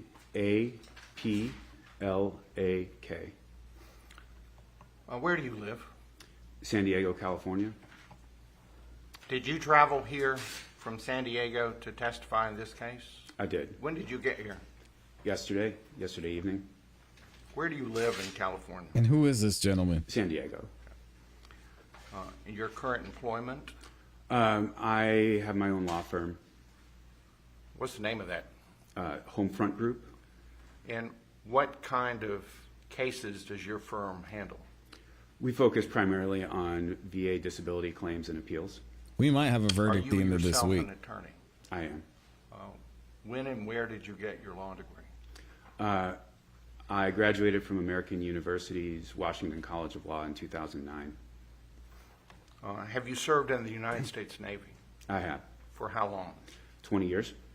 And what was your Thank you for your position, service. in the Navy? I originally started out as a submarine officer, spent 6 years in that community. An opportunity to go to law school on active duty came up, attended American University, and spent the rest of my career as a Judge Advocate General, well, in the Judge Advocate General's Corps. Submarine officer is no joke either. Where did you attend college? The United States Naval Academy, How long Oh, did yeah, you he's go smart. to the Naval Academy? 4 years. And from the Naval Academy, where did you go in the Navy? After graduating from the academy, I went through the Navy's nuclear training pipeline, started off in Charleston, South Carolina, went to Saratoga Springs, New York, and then Groton, Connecticut, before reporting to my first submarine in Pearl Harbor. Do you know the defendant in this case, Nicholas Kassotis? I do. Do you see him in the Oh, he courtroom? knows Nick? I do. He's sitting at the defendant's table. How do you know him? I met Nick in 2009 when I reported to Norfolk, Virginia for my first assignment as a JAG. And what was his position in the Navy? He was also a JAG. He was assigned as a defense counsel in Norfolk. We were at the Navy Legal Service Office. I started off very briefly doing legal assistance and then moved over to working defense. Doug has with, no witnesses. A number of JAGs, Nick included. What was your relationship to him? We were colleagues. We were friends. We got along very well when we met in Norfolk. I don't recall trying a case with him in Norfolk, but we collaborated often. We discussed our own cases, discussed strategy, discussed approaches to witness and evidence. Did you have occasion to go to Italy? I did. After my tour in Norfolk, I took what's called a hot fill billet, short notice emergency opening for the Senior Defense Counsel. So I was in charge of the defense attorneys that covered Europe, Africa, and the Middle East, and my home base was Naples, Italy. Did you have occasion to practice law involving the defendant while you were in Italy? I did. So Nick, around that time, also transferred to Italy. He was stationed in Sigonella, Sicily. He was on the government side, so he prosecuted cases in that area. He also worked with advising the base commander. Roughly from when to when were you in Italy? 2011 to 2013. And was the defendant in Italy during that same time period? We overlap for most of that, yes. I'm showing you now what's been previously admitted, States Exhibit number 2.32. Do you recognize the person that's shown in this photograph? I do. That's Mindy Kassotis. Now, how did you know her? I met her He's around from Stark. 2016. That's crazy. I had learned that Nick had remarried, and Mindy was his new wife. We met in DC in 2016, and then had the occasion to interact at least one more time after that. I believe we had dinner in Norfolk. I was able to have dinner with them when they were visiting. At some point, did your and the defendant's career paths diverge? Yes. Actually, we had a couple conversations, Nick and I, about what he wanted to do. He had debated whether to leave active duty or not. This is a typical conversation that everybody on active duty has at some point. We debated the pros and cons. He decided he wanted to follow a path that required him to get off active duty. So he left the Navy after spending some time in D.C. I continued on active duty. My payback for going to law school was significant, so I wasn't going to be eligible to even resign before I had 15 years in. And at that point, I might as well do the other 5 and get to 20. At some point, did you lose contact with him? Yes. The last time I saw Nicholas and Mindy was in Norfolk sometime between 2016 and 2018. I left Norfolk in 2018 for San Diego, and I had stayed in touch. My wife and I had stayed in touch with both of them, and my first indication that that we had lost contact was when a Christmas card was returned that the address was invalid. That would have been on or about what year? Probably 2018, 2019 timeframe. It was after I was in San Diego. At some point after that, did he reconnect? Yeah, it was sometime later, but I hadn't heard from him in years. And then around July of 2022, he reached out to me with a new email address. When the Christmas card had bounced back, I emailed him and I tried to call him, but the email address was no longer valid and the phone number was disconnected. So July 2022 was that was the first time I had heard from him, and it was from a new email. We exchanged some messages, found a time to set up a call. He provided me with a new phone number, and we had a call to catch up that month. And during that conversation, was there any discussion by him about a name change? Yes. He had, so one of the topics was why I hadn't heard from him in so long. And he explained that he and Mindy were changing their names, were getting new social security numbers, were getting new passports and driver's license. He explained the reason behind that was that he had learned that the family he thought that he was the biological child of, he wasn't. He explained that who he thought were his biological parents and brother had been filing false complaints to the 2 bars that he belonged to, Virginia and Massachusetts. He was getting alerts on his credit history that people were opening accounts in his name, and learned later that who he thought was his family was behind that. So to avoid all of that, he and Mindy had cut off all communication and started changing their identity. They look very similar. They got the same nose. Describe Mindy's condition. He did. In July, in that July 2022 conversation, he said that Mindy was pregnant and that they knew that the gender was a girl. And I was very excited for him. That was another big topic of that phone call. It was, I was happy for him. I thought that was great. Was there any conversation about him writing short stories? Yes. He also, as we were catching up, he told me how he had started creative writing as a hobby, and that had turned into a pretty significant thing that he did. He wrote a number of short stories that he had published on the website Reddit, and one of them in particular had kind of garnered the interest of someone in Hollywood, and he might get that story optioned as a screenplay. When was the next time you spoke with him? So I didn't hear from him again until March of the next year, so 2023. And tell the jury how that conversation went.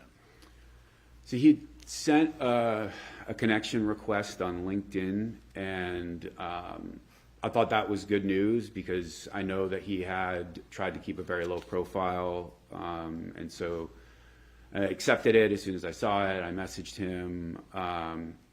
He asked if I had time to catch up. We found a time on our schedules where we could do another phone call. And so sometime in early March, we connected again on the phone. And what did he tell you during that phone conversation? Early in the call, I asked him how Mindy was doing because I figured the baby must have been born at this point. Yeah, y'all have some And he faith in mentioned Doug. that she He's had passed undefeated. away. He explained that she had complications with the pregnancy, that she'd had high blood pressure and there had been some issues with her heart, that she had been hospitalized at least once, but that sometime before she could give birth, she passed away. At any time, did you ever discuss with him the nature of his employment? Yes. In that first call in July, natural question was, what have you been up to since you left the Navy? And he said he was involved in a startup that had something to do with cybersecurity, that they had some product or service that had access to the dark web to identify cybersecurity threats. Oh. That he was filling like a general counsel role, sort of advising them on legal issues. What is going How on did you here? learn about Mindy's death? Well, the phone call where he said she died of natural causes was sort of the first time I heard that she died, but some weeks later, a mutual friend of ours forwarded me a news article about her disappearance, that her remains had been found, and that Nick was was the primary suspect. And based upon receiving that information, what did you do? Well, so I felt that what he had told me in an earlier conversation was important information that the authorities should know. So I contacted the tip line that was in the news article. I spoke with an agent from the Georgia Bureau of Investigation and recounted the phone conversations I'd had with Nick, tried to be as accurate as possible and as factual as possible. Thank you. That's all the questions.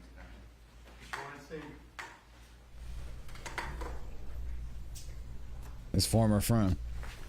Good morning. Good morning. I am Doug Weinstein. I'm representing Nick Kassotis in this case. When Nick reached out to you in March of 2023 with a LinkedIn request, do you remember his LinkedIn profile? I don't. He reached out to you from a LinkedIn request under the name Nicholas Stark. Do you recall that? Yes, It was not Nick Kassotis, correct? that's correct. Okay, no further Fix the questions. headline. Thank you. Can the witness be excused? Thank you, sir. Thank you. Safe travel. All right, that's it. What do y'all think about this witness saying how he knew Nick? Not too much there. Doug only had one question. I'm trying. I really am. Here, let's keep it moving.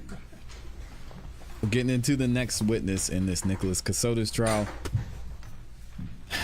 Looking like the state's going to rest today. We'll have to see who they bring up next. I don't know what's happening here. Angela Venn is our next witness. Angela who?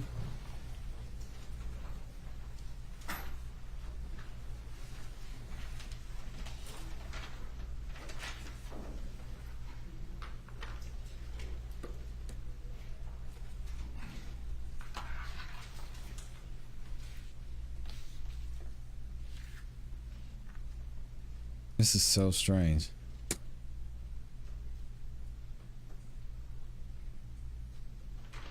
Good morning, Katie.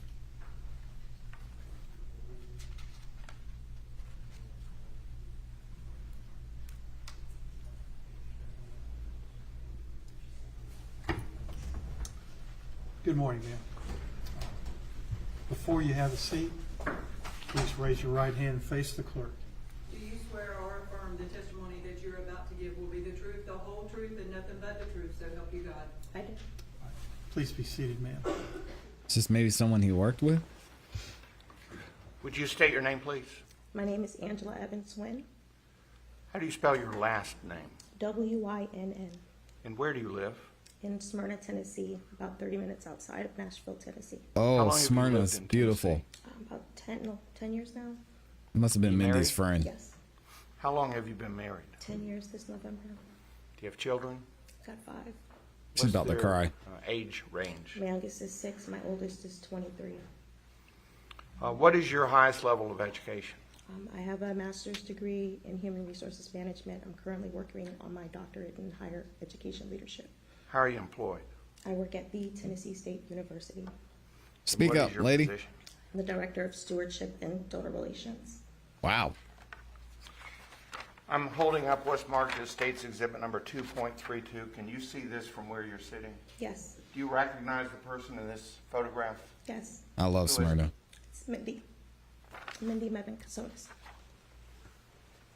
How did you know Mindy? Mindy was my best friend, aunt to my children, and godmother to my daughter. Dang. Do you recall when you first met? We There met on the goes. first day of our new jobs as post-college graduates in 2006 at Gibson, Dunn & Crutcher. What kind of company is that? It's a law firm. What was your job and what was her job? We were both legal secretaries. She supported a partner and 2 associates. I supported an of counsel and 2 first-year associates. Do you recall the last There you time go. you spoke with Mindy? Yes, it was in October of 2022. Was there anything unusual about that conversation? No, we conversed the same as we had been for a few years through text messaging. She was excited to be getting over that hump of the situation that they had been in. She was looking forward to getting back to life, to coming to see me and the kids because she felt like she had missed so much. How often would you speak with Mindy? Every day that she could. Wow. Did you discuss important issues in each of your lives? Yes, we did. Did you share confidences together? Yes, we did.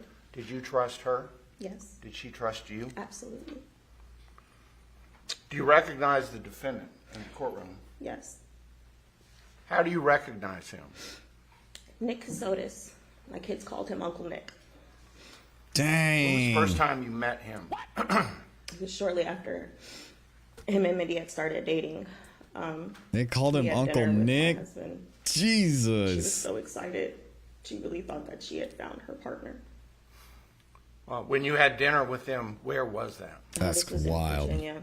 I believe it was that time that we may have gone back to their house after we had the kids with us and we had a bonfire and they roasted marshmallows. So it was their residence? Yes, Whereabout in in Virginia? Alexandria. Do you recall when Mindy got married? Yes, I do. Were you a participant of her wedding? I was matron of honor.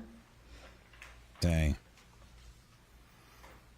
Did Mindy describe to you the background of the defendant? Yes, Nick is Navy JAG, believe Boston University, JD, very well accomplished, great family.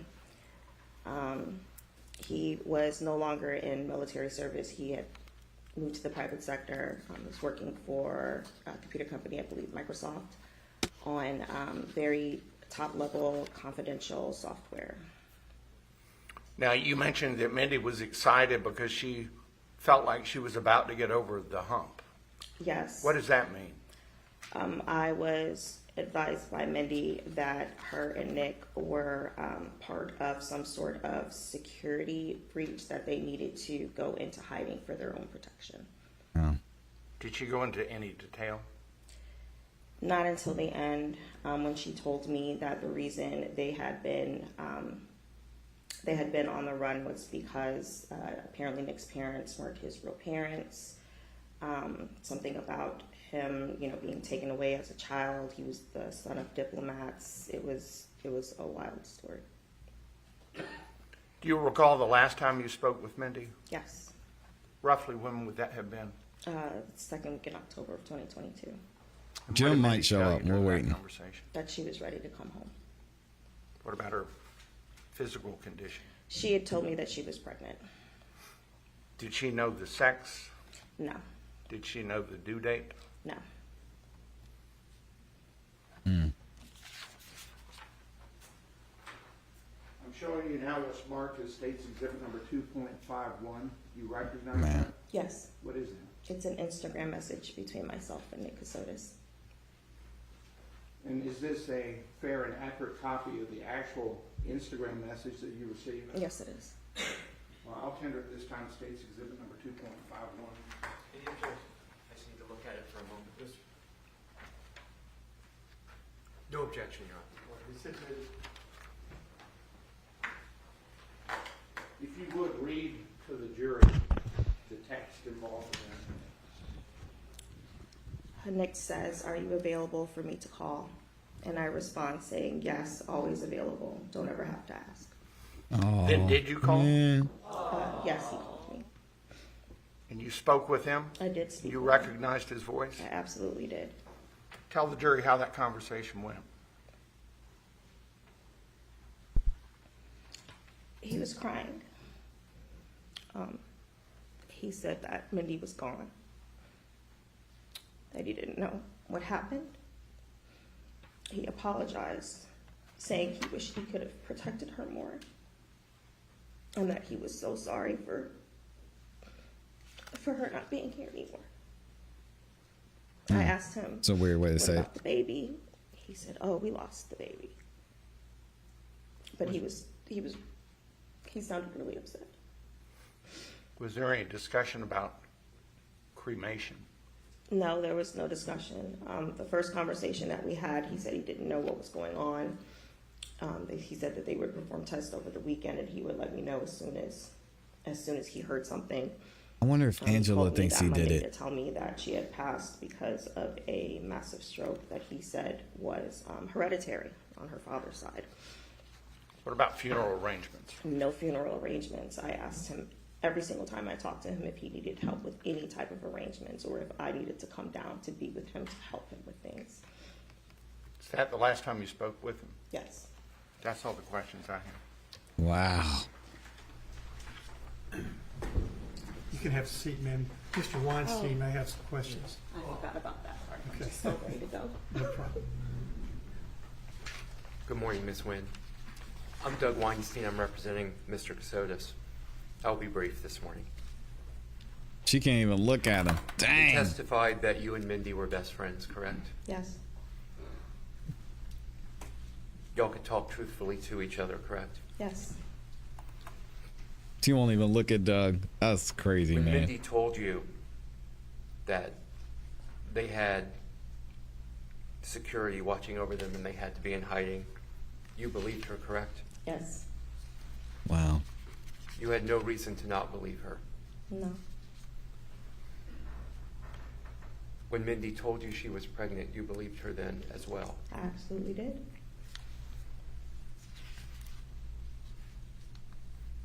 Had Mindy lied to you before? No, not that I'm aware of. When Nick called you, you said he was crying, correct? Yes, he was. Terribly upset. He sounded so. And he wished he could have protected her more. That's what he said. Thank you. I have no further questions. Okay. You should be excused. She can. Thank you. Thank you, Ms. Wynn.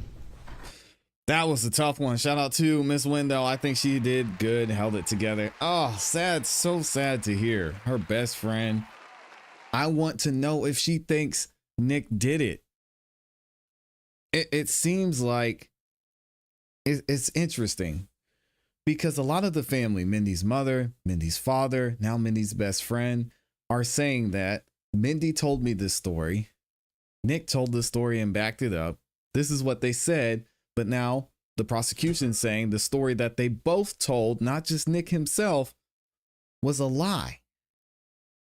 So what is happening here? Did they just really both have these people deceived? Is Nick that much of a monster? He was able to convince Mindy that something was going on, and then she was able to convince her family and friends that that was the situation.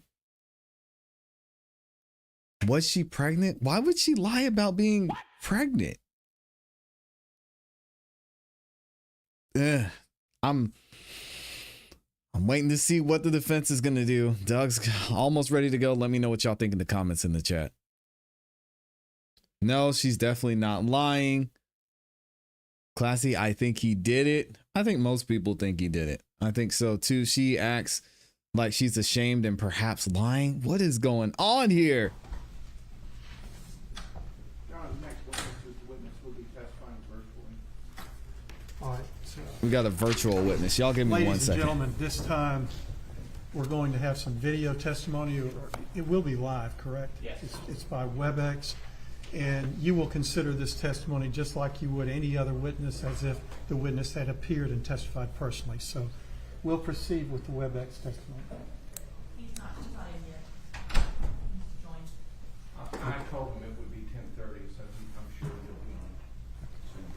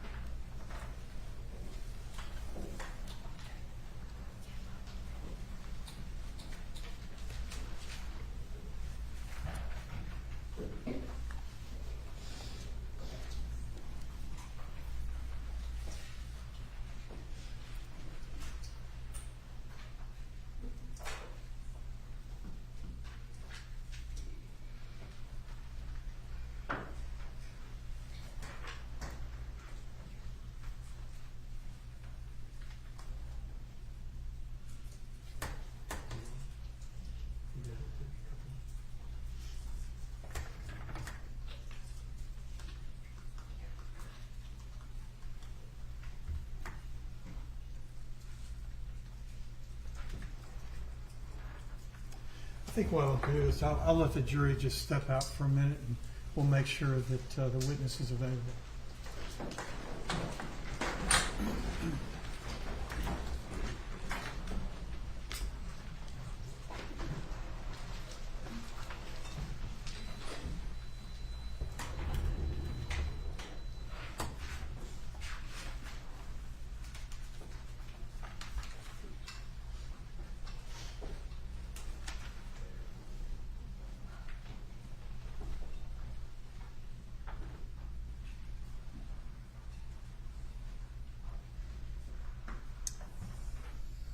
All right, the jury's out. Please be seated.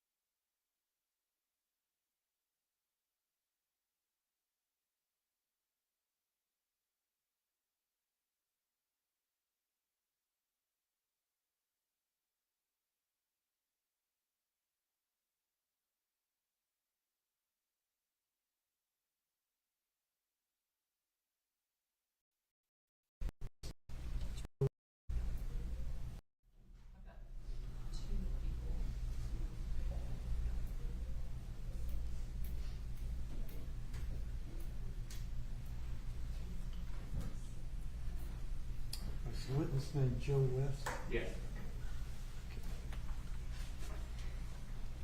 Confirm we can hear you. Okay. Mr. West, can you hear me?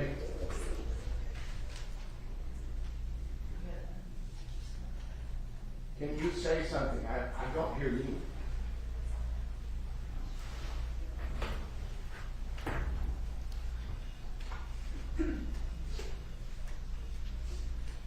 I think he's muted. He's not muted. He's not muted. Sir, can you say something so we can verify that we can hear you? He's.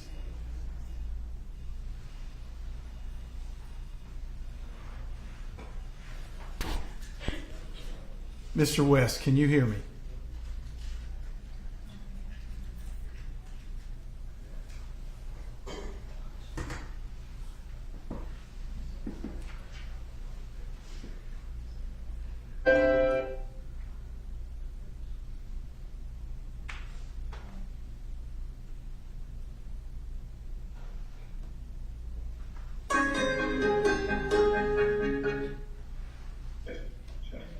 Try now. Sir, can you hear me? Mr. West? Yes, I can hear you. Okay, all right. All right, thank you, sir. We're going to Can you bring, hear me now? I can, and we're going to bring the jury in. So if you'll just hold momentarily. Yeah, I'm sorry for the disruption on my end. No problem.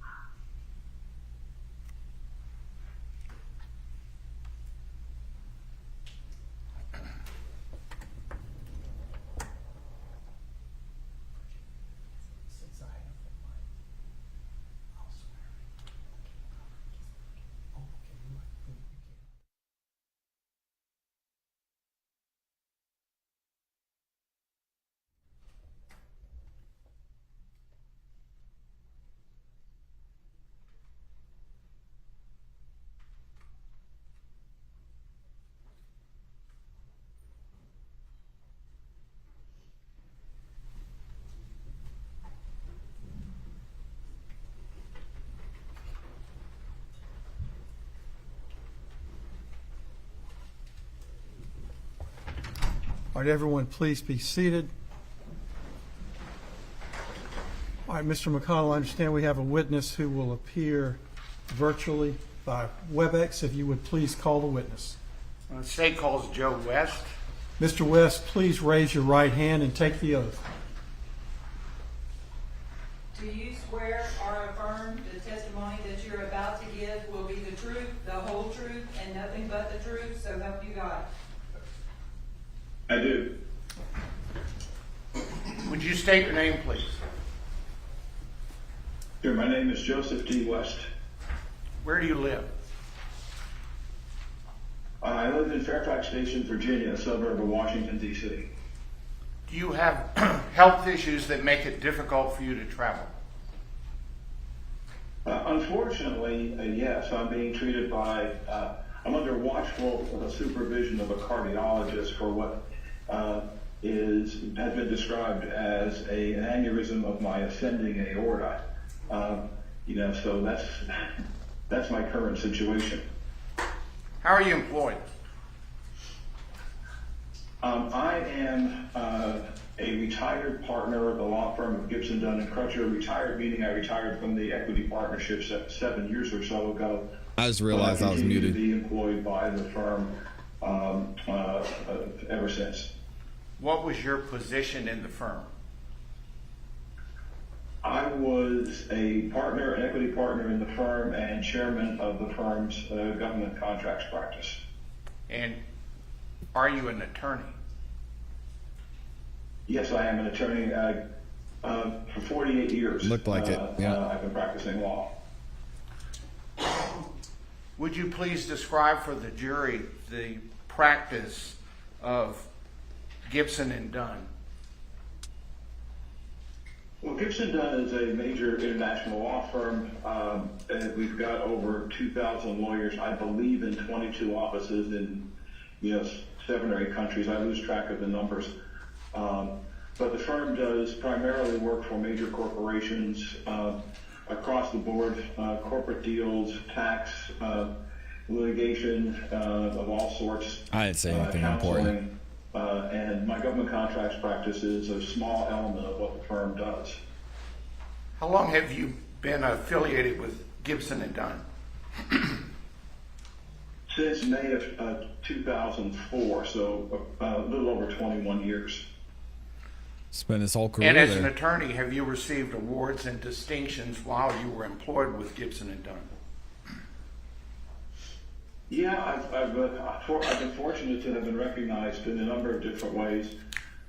Maybe the one I'm proudest of is by an organization called Martindale Huddle, which is an organization that used to, until the digital age, put out books tracking, and then listing all the lawyers that were members of the bar in the various states. It's now all digital, and one of the things they've done for the past 34 years is do a peer rating of lawyers, and for every one of those 34 years, I've received the highest rating that they offer, called an AV Preeminent. And the reason why I'm proud of that is it recognizes the highest level of professional excellence in legal knowledge, communication skills, and ethical standards. And it's done by peers, by your fellow attorneys and judges. So all the different things, in addition to various magazines and publications, rating me and things like that, which I could go into if you want more detail. But I might bore everybody if we do that. But that's the one I'm proudest of, and so externally, life. Mr. West, do you know Mindy Mebane? Yes, I do. I knew Mindy. She worked for me for a number of years as my legal assistant in the Gibson Dunn Washington D.C. office. Oh, the lag when is did tough. you work with your practice?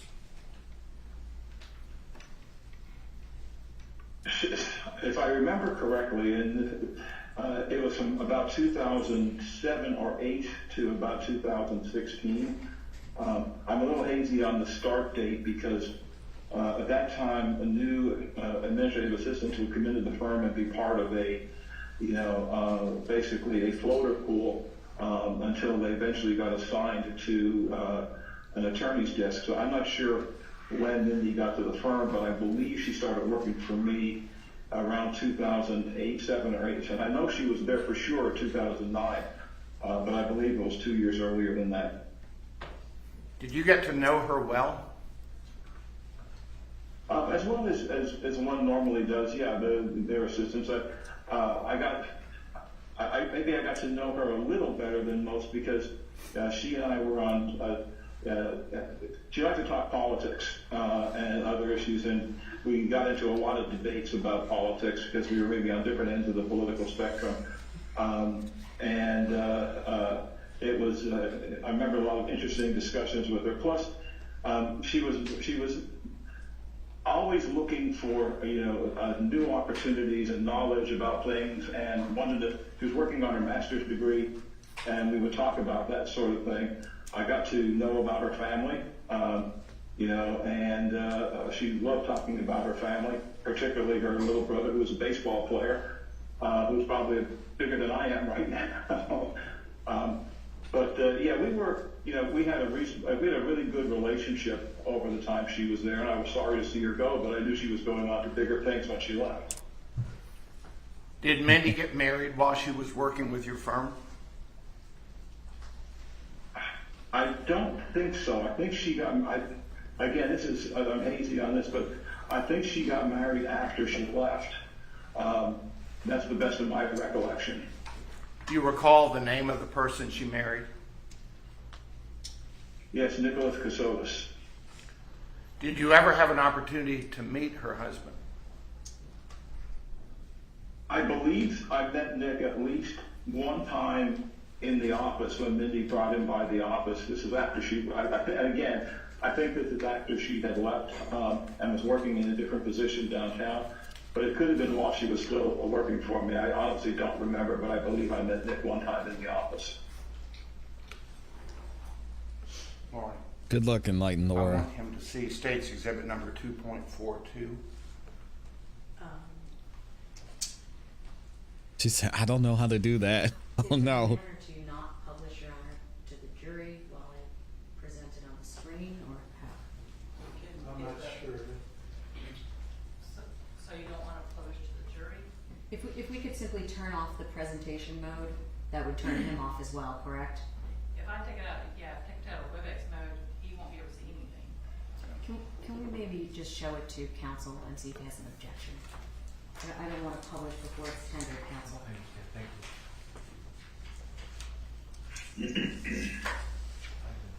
I have no objection. Doug said, yeah, whatever. We'll figure it out. Plug it in. Yes, you can. Jeez. So I'm tendering this time State's Exhibit number 2.42. It is submitted without objection.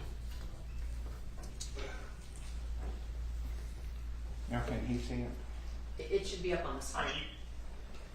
Do you see, Mr. West, Exhibit 2.42? I see a tiny little exhibit in the corner. I think I know what it is, and I think I have a hard copy of it in my hand. If you tell me what it is, I'll confirm it. Good morning, Kelbo. Because I can't read what's there. I don't want to mess with my screen and see if I can blow it up. Describe what you think I'm talking about. It was a copy of an email. Hold on a second. Come on, Joe, you got this. Well,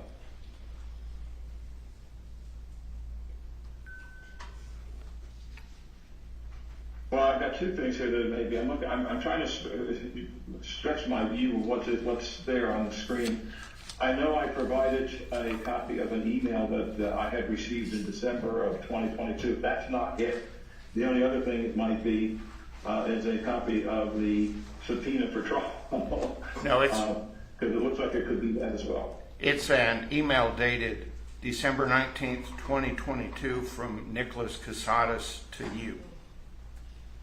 Okay, yeah, I've got that in front of me here, a hard copy in my office. And do you recall what that email said? Sure. The email basically said that, I can read it. It said, "Hi Joe, I'm sorry to reach out multiple times at work for personal matters. Is it possible to speak in the near future? And thank you, Nick Kassotis," and he left a phone number. Did you later call that number? Yes, I did. And describe the conversation that took place. I believe I called the same day I got this email, which was on or about December 19th. It says on here it was a Monday. I called and Nick told me that he said, "Bad news. I need to tell you Mindy passed away." He advised me that she had gone into the hospital for, I don't remember what reason. My recollection is that she went in on, he said she went in on a Saturday. Appreciate you, Taco and overnight, Tuesday. Sunday, became septic and died of a very bad infection. Was there any discussion about a funeral? No, there was no discussion about a funeral, but there was a discussion about a memorial service. He had mentioned that he was hoping to get back to DC sometime after the new year and have a memorial service, and he wanted to be sure to invite me to it. Were you subsequently invited to any memorial service? No, I was not, and that was the last communication I believe I had. I'm not sure I had with Mr. Kassotis about Mindy. After receiving this email, what did you do with it?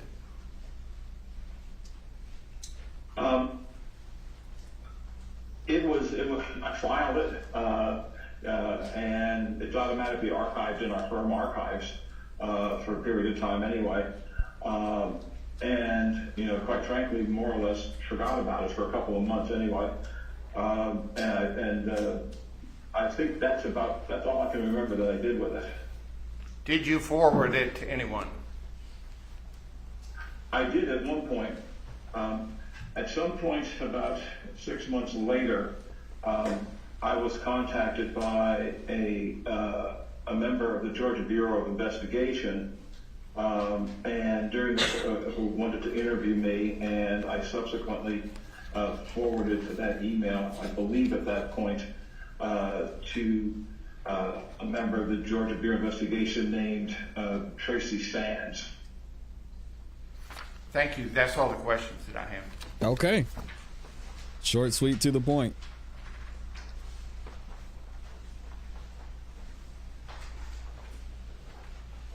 Question, John. All right. Doug is over there chilling. Yes, sir.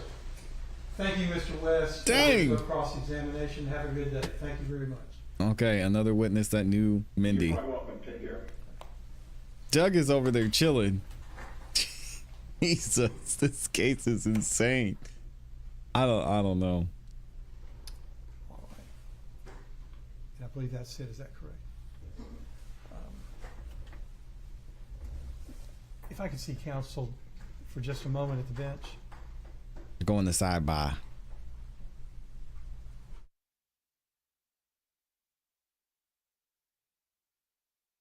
This is wild, guys.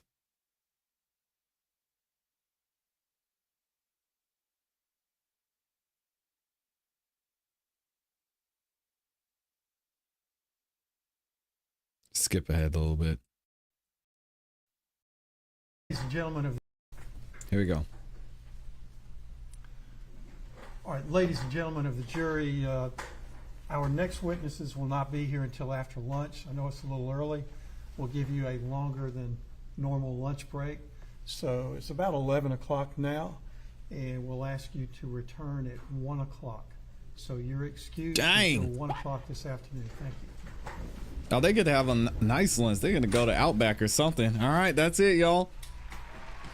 So we are all caught up. I can't believe this. I wanted to show you guys something interesting from yesterday. We're not going to watch much of this, but we had a familiar face take the stand yesterday and we missed it. So I'm going to do a little bit of a rewind. Let's see who we talking about. Let's see if I can find him. No, that's not what I wanted to All right, do. the jury's out. We're in recess until 1 o'clock. Thank you. All right, here we go. So the jury's out. I want to find this testimony from yesterday, if I can, because I mentioned to you all there was a gentleman from the YSL trial that was in this one too. I can't find it.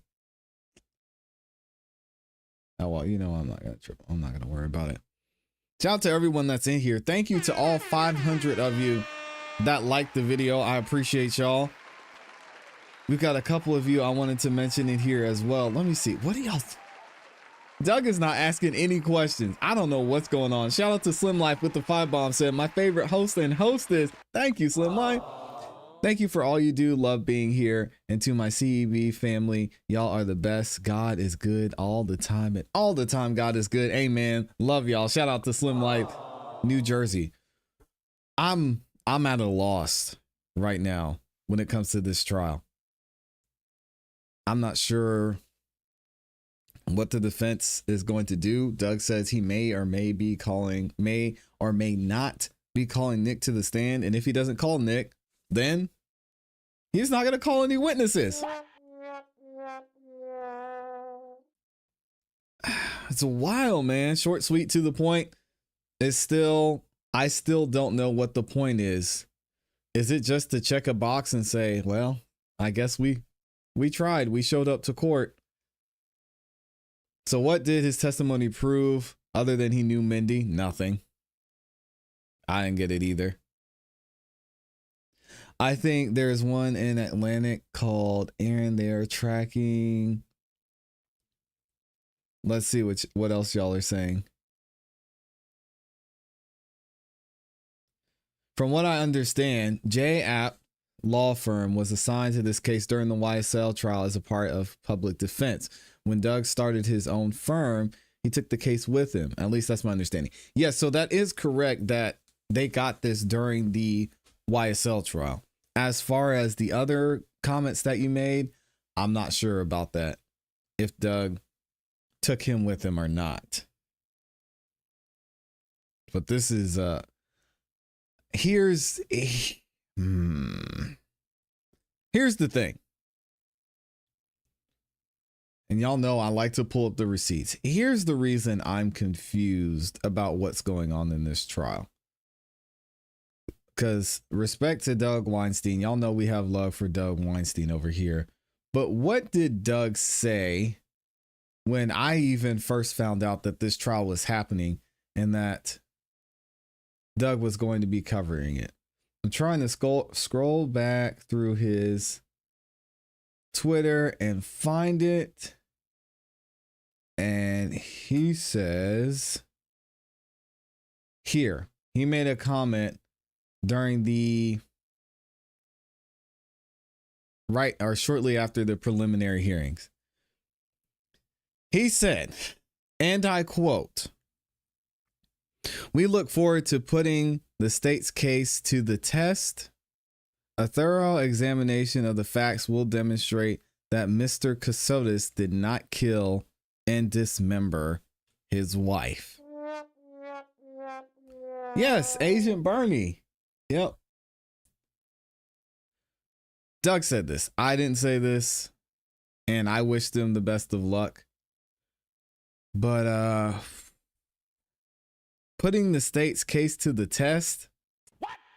Again, y'all, I'm objective here, and I just look at this as someone who would be on the jury and with a little bit of knowledge of the law that I have. When it comes to putting the state's case to the test, we've seen trials to where there were a lot of holes and a lot of things that didn't make sense in the prosecutor's case, right? We saw the Karen Reed trial. I hadn't watched the first Karen Reed trial, so I came into this completely blind of what was going on. And I was able to clearly see that the prosecution, they were not going to be able to prove their point. And then we had cross-examination on top of that.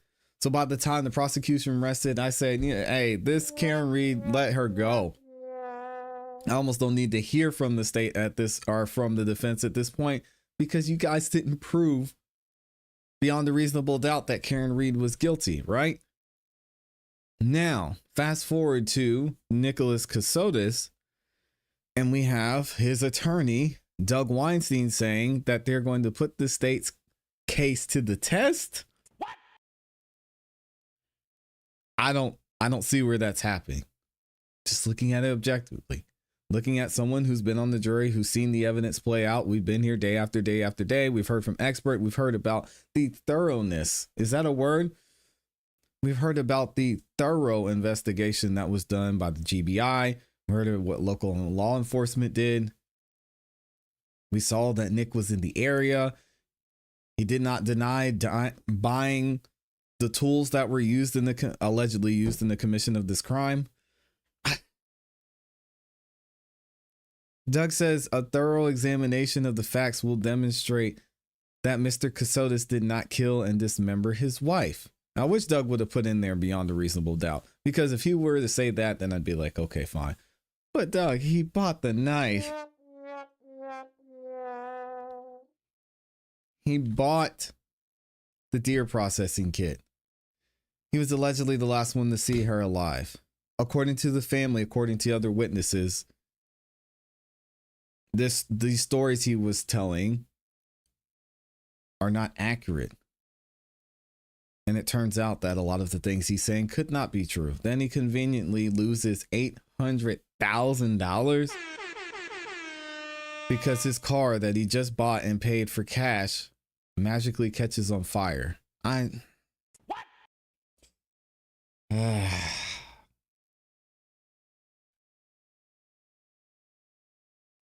I'm trying, man. I really am. Y'all know how we are on this channel. We believe innocent until proven guilty.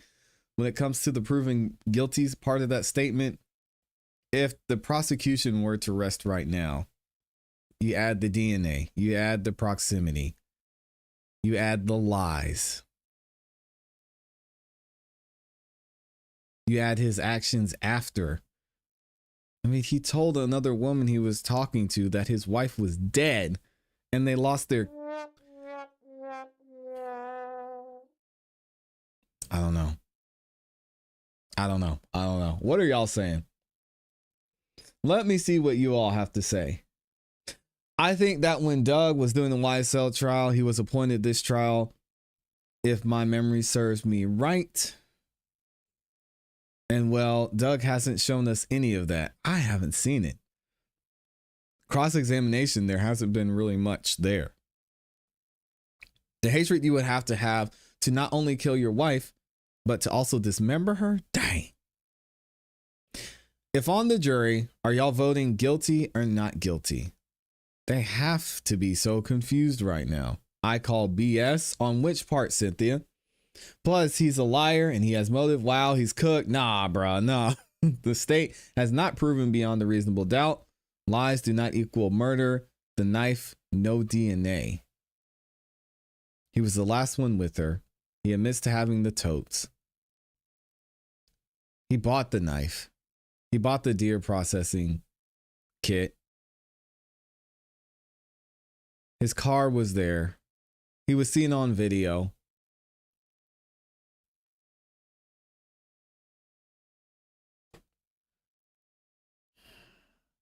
Beyond a reasonable doubt, I don't know. Maybe. I don't know. Let me ask this question. We're going to have a conversation here. Has the state proven Nick is guilty beyond a reasonable doubt? Yes or no? Because reasonable doubt means taking into consideration all of the evidence that has been presented. Is it likely that he's innocent? And right now, the answer I would have to say is no. And I haven't really heard much pushback from the defense, in all honesty.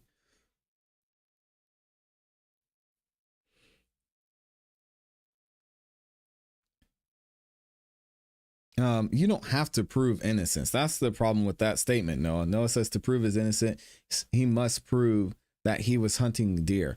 You don't have to prove innocence. You have to prove guilt. The burden of proof is on the state. The burden of proof is on the prosecution. So you don't prove your innocence. You're innocent. So right now, Nick is innocent. The question is, have they proven his guilt?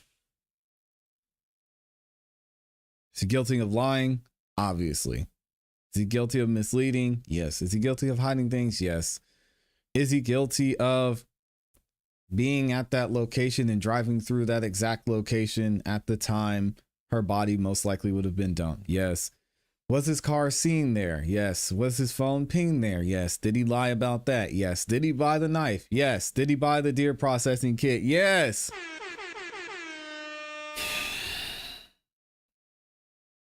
Can we find or have any evidence of Jim McIntyre's existence? No.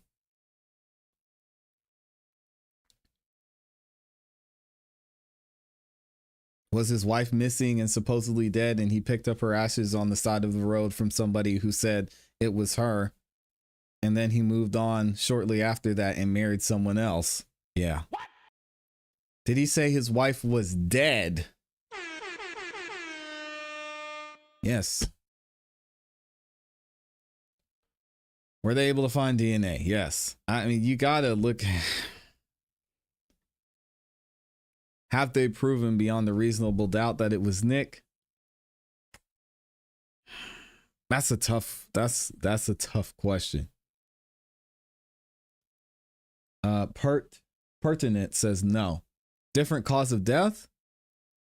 Are we sure that this is Mindy? There's a lot of questions that haven't been answered either, so that's fair. There is nothing to be confused about in this case. Absolutely nothing. Well, what's your answer? What would you say? If I'm on that jury and I just heard those facts, I don't know how I'm not voting guilty. So you would vote guilty? To prove his innocence, he must prove, okay, we already addressed that. He never told the name of the hospital. He never gave the name of the doctor. He didn't show any interest into why his wife died in the hospital, didn't ask for a death certificate, didn't go through any channels to make sure she was okay. I got no doubt, says Taco Tuesday. I don't understand his reason for buying the knife was to combat a mosquito problem. What? Yeah, I don't know.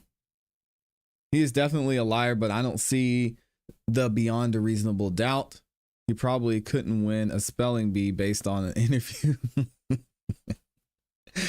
Everyone deserves a fair trial, point blank. Yeah, that's not even a question here. He's guilty of being a complete psycho. I think right now the state has proven guilty. I think at this point he needs to produce something to create reasonable doubt. Well said. And you think, that's why I'm surprised Doug is saying Nick may be the only one to testify, because we've already heard from Nick. So unless he's going to change his story, which I don't think would help create reasonable doubt or maybe clarify something, I don't see the need for him to testify. Nick is a calculated, smart, allegedly, man who went to the police and waived his rights and said, I want to talk to you guys. Here's what happened. Here's what went down. I went here. We did this. I talked to them. Then did this. I told the family. They backed it up. And now we're here. I'm married and my wife is dead. And he did that on his own. So Nick's already testified in a sense, right? What do we need to hear from Nick again? And then we're going to sit there. We're going to break down his movements and we're going to break down his eye twitches and his hand gestures. Just let it. As a juror, I don't need to see it personally. I need to hear some solid facts as to why. I guess we'll hear it during closing arguments as to why Nick wasn't the one who did this. Again, you don't have to prove the innocence, but all the evidence points to Nick, in my opinion. What is their defense? I don't know. I guess the story that Nick told to the investigators. That we don't know what their defense is. All we know is that Nick wasn't the one who did it. So go find the real person. That's their defense. It wasn't Nick. The GBI investigate possible hospitals in the area. State hasn't explained that to the jury. Poor Doug, absolutely guilty. Someone gave him Mindy's ashes. Yep, met him on the side of the road. And then she was found dismembered, but he didn't. Did he do it? The state has not proven beyond a reasonable doubt. Okay, so some of y'all are saying you still see him as innocent. Hey, shout out to the gang. I'm not mad at it. Reasonable doubt is a very serious, it's the highest level of standard you can meet when it comes to proving your legal case. So if you still have doubt, then the prosecution hasn't done their job. Plain and simple. We need to wait to see. I can't answer. Did they get his laptop or computer because his mother-in-law says he was always working on his computer all day, but there's nothing there. They can't find it. And they were using Signal. So there's nothing to find. Is he saying it's not the defense's burden? Correct. That part. Why would he accept ashes that is supposed to be his wife without? Why did you cremate her without my permission? Jim told him it had to be done that way. Yep. He thinks he's smarter than everyone else. Didn't he say he purchased the knives before or after his wife? He purchased them before. It was either that morning or the day before.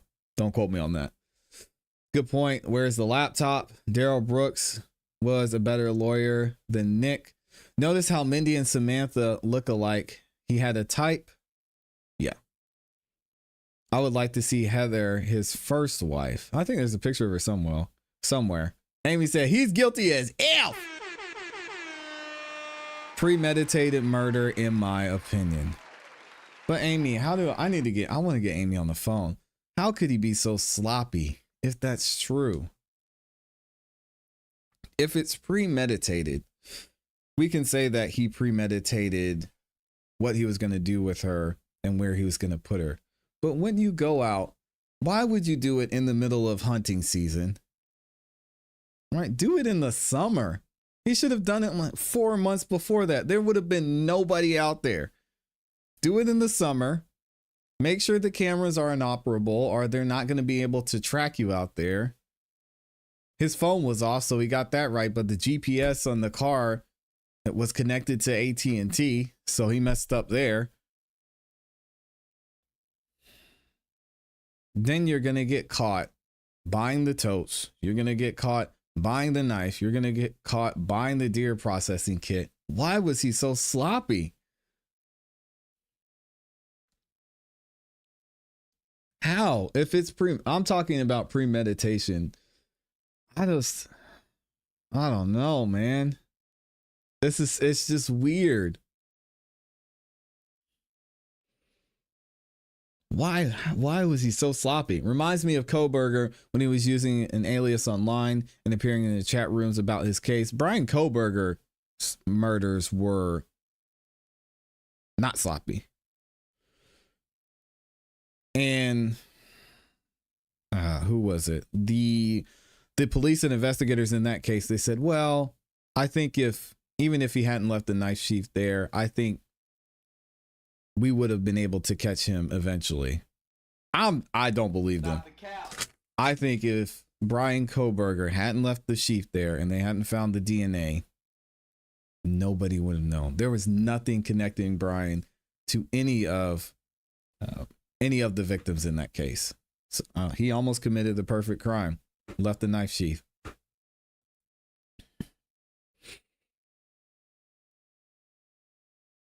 I can't say it is beyond a reasonable doubt. Oh, and that's what I'm going to ask Amy, because she said he's guilty. But I want to ask Amy this question specifically. Has the state proven that he's guilty? Because I think a lot of times, and we've seen it in other cases, even I got a lot of pushback about my take on Brian Kohberger. Even with Brian Kohberger, we never really got to see the state prove him prove him guilty, right? But a lot of us had a feeling that, hey man, it's not looking good for you, Brian. You're probably guilty. So Amy, do you believe he's guilty?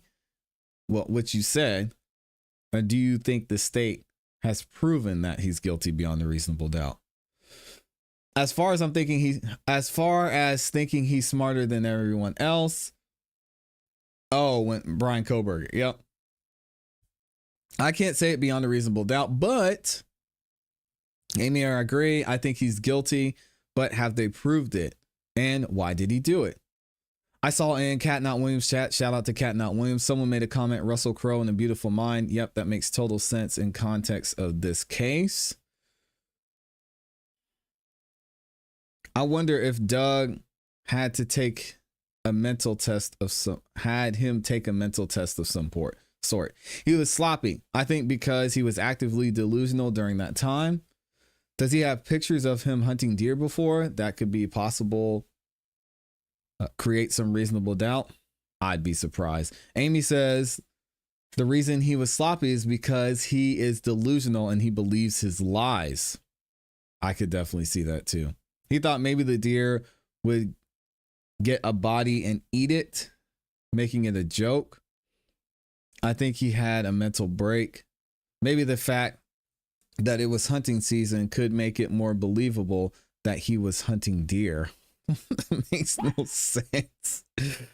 That makes no sense. And we already know, even from the short time that Mindy's body was out there, that she was already being attacked by animals. As sloppy as he was, I don't think he was a good defense attorney when he was a JAG. Here we go. Amy says, beyond a reasonable doubt is the highest standard of proof used in the U.S. legal system. We just talked about this, and it applies to criminal trials. The prosecution must present evidence so convincing that there is no reasonable doubt, logical doubt in the mind of a reasonable person that the defendant committed the crime. It does not mean beyond all possible doubt, because almost anything is possible. Instead, it means the only remaining doubts are unreasonable, far-fetched, or purely imaginary. If any reasonable doubt remains about guilt, the jury must return a not guilty verdict. This is the highest standard, as we said earlier. Shout out to Cynthia Hartza here, dropping a 5-bomb, showing love. Thank you. Appreciate you, Cynthia. Noah says, I think he is factually guilty. And right now the state has done a good job of proving that. Man, this investigation was flawless in my opinion. But the fact it was hunting season could be used to create some reasonable. The fact that it's hunting season, I don't know. Amy also says this standard, the standard of reasonable doubt, exists to protect people from being wrongfully convicted. It forces the state to prove its case to the highest possible level before taking away someone's freedom or life. Meaning, the evidence shown is more likely than not to claim is true. Even just 51% likely is enough. Example, in a car accident lawsuit, if the jury thinks there's a slightly better chance one driver caused the crash, they win. Clear and convincing evidence, the middle standard.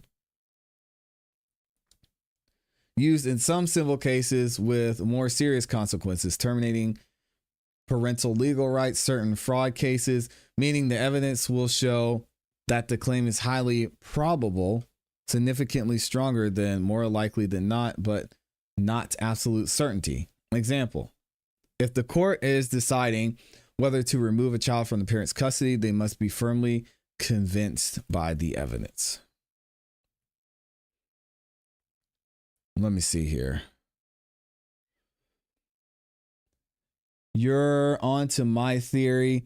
I think the Sony deal, ex-wife with the 1.5 million, I think Mindy found out about the text to Kolesnik and wanted out. He whacked her before he didn't want to pay for 2 exes. That would be crazy. And he says, build a logical step-by-step narrative. They present the case like a story with no missing chapters. Every fact connects naturally to the next, so the jury feels there's no room for another logical explanation. If the story has gaps, the defense will use them to create doubt. Well, we'll have to wait and see, man. It's almost Doug's time, so we will see. And when it comes to, when it comes to the vote, it looks like there's enough reasonable doubt, or there's not enough reasonable doubt, because I asked you all, has the state proven Nick is guilty beyond a reasonable doubt? 54% of you said yes. 45% said no. What? Interesting. So as of right now, it's looking like it's not looking good for Nick. We'll have to wait and see. We've got one more witness or a couple more witnesses this afternoon. And then according to Doug, we may or may not see Nick testify tomorrow morning. Y'all know we're going to be back. Big shout out to everyone that liked the video. Thank y'all so much for the love. Thank you to everyone that went the extra mile and sent in the super chat as well. Let me double check and make sure I didn't miss any over here. No, we're good. Shout out to Just saying with Alicia is in here, in blue, J Money, Slim Life, Cynthia Hearts in the building as well. Thank y'all for the love. We're going to be back tomorrow morning. Make sure y'all look out for it. If you haven't yet, like the video on your way out, subscribe, hit the notification bell so you don't miss any time that we go live. Hope y'all have a great rest of your afternoon. I'm looking forward to seeing you in the morning, and we'll be dropping a couple other videos this afternoon as well. As always, you know what to do. Y'all keep growing, keep pushing, keep it classy. We gone. Peace. See y'all on the next one. This is going to be interesting.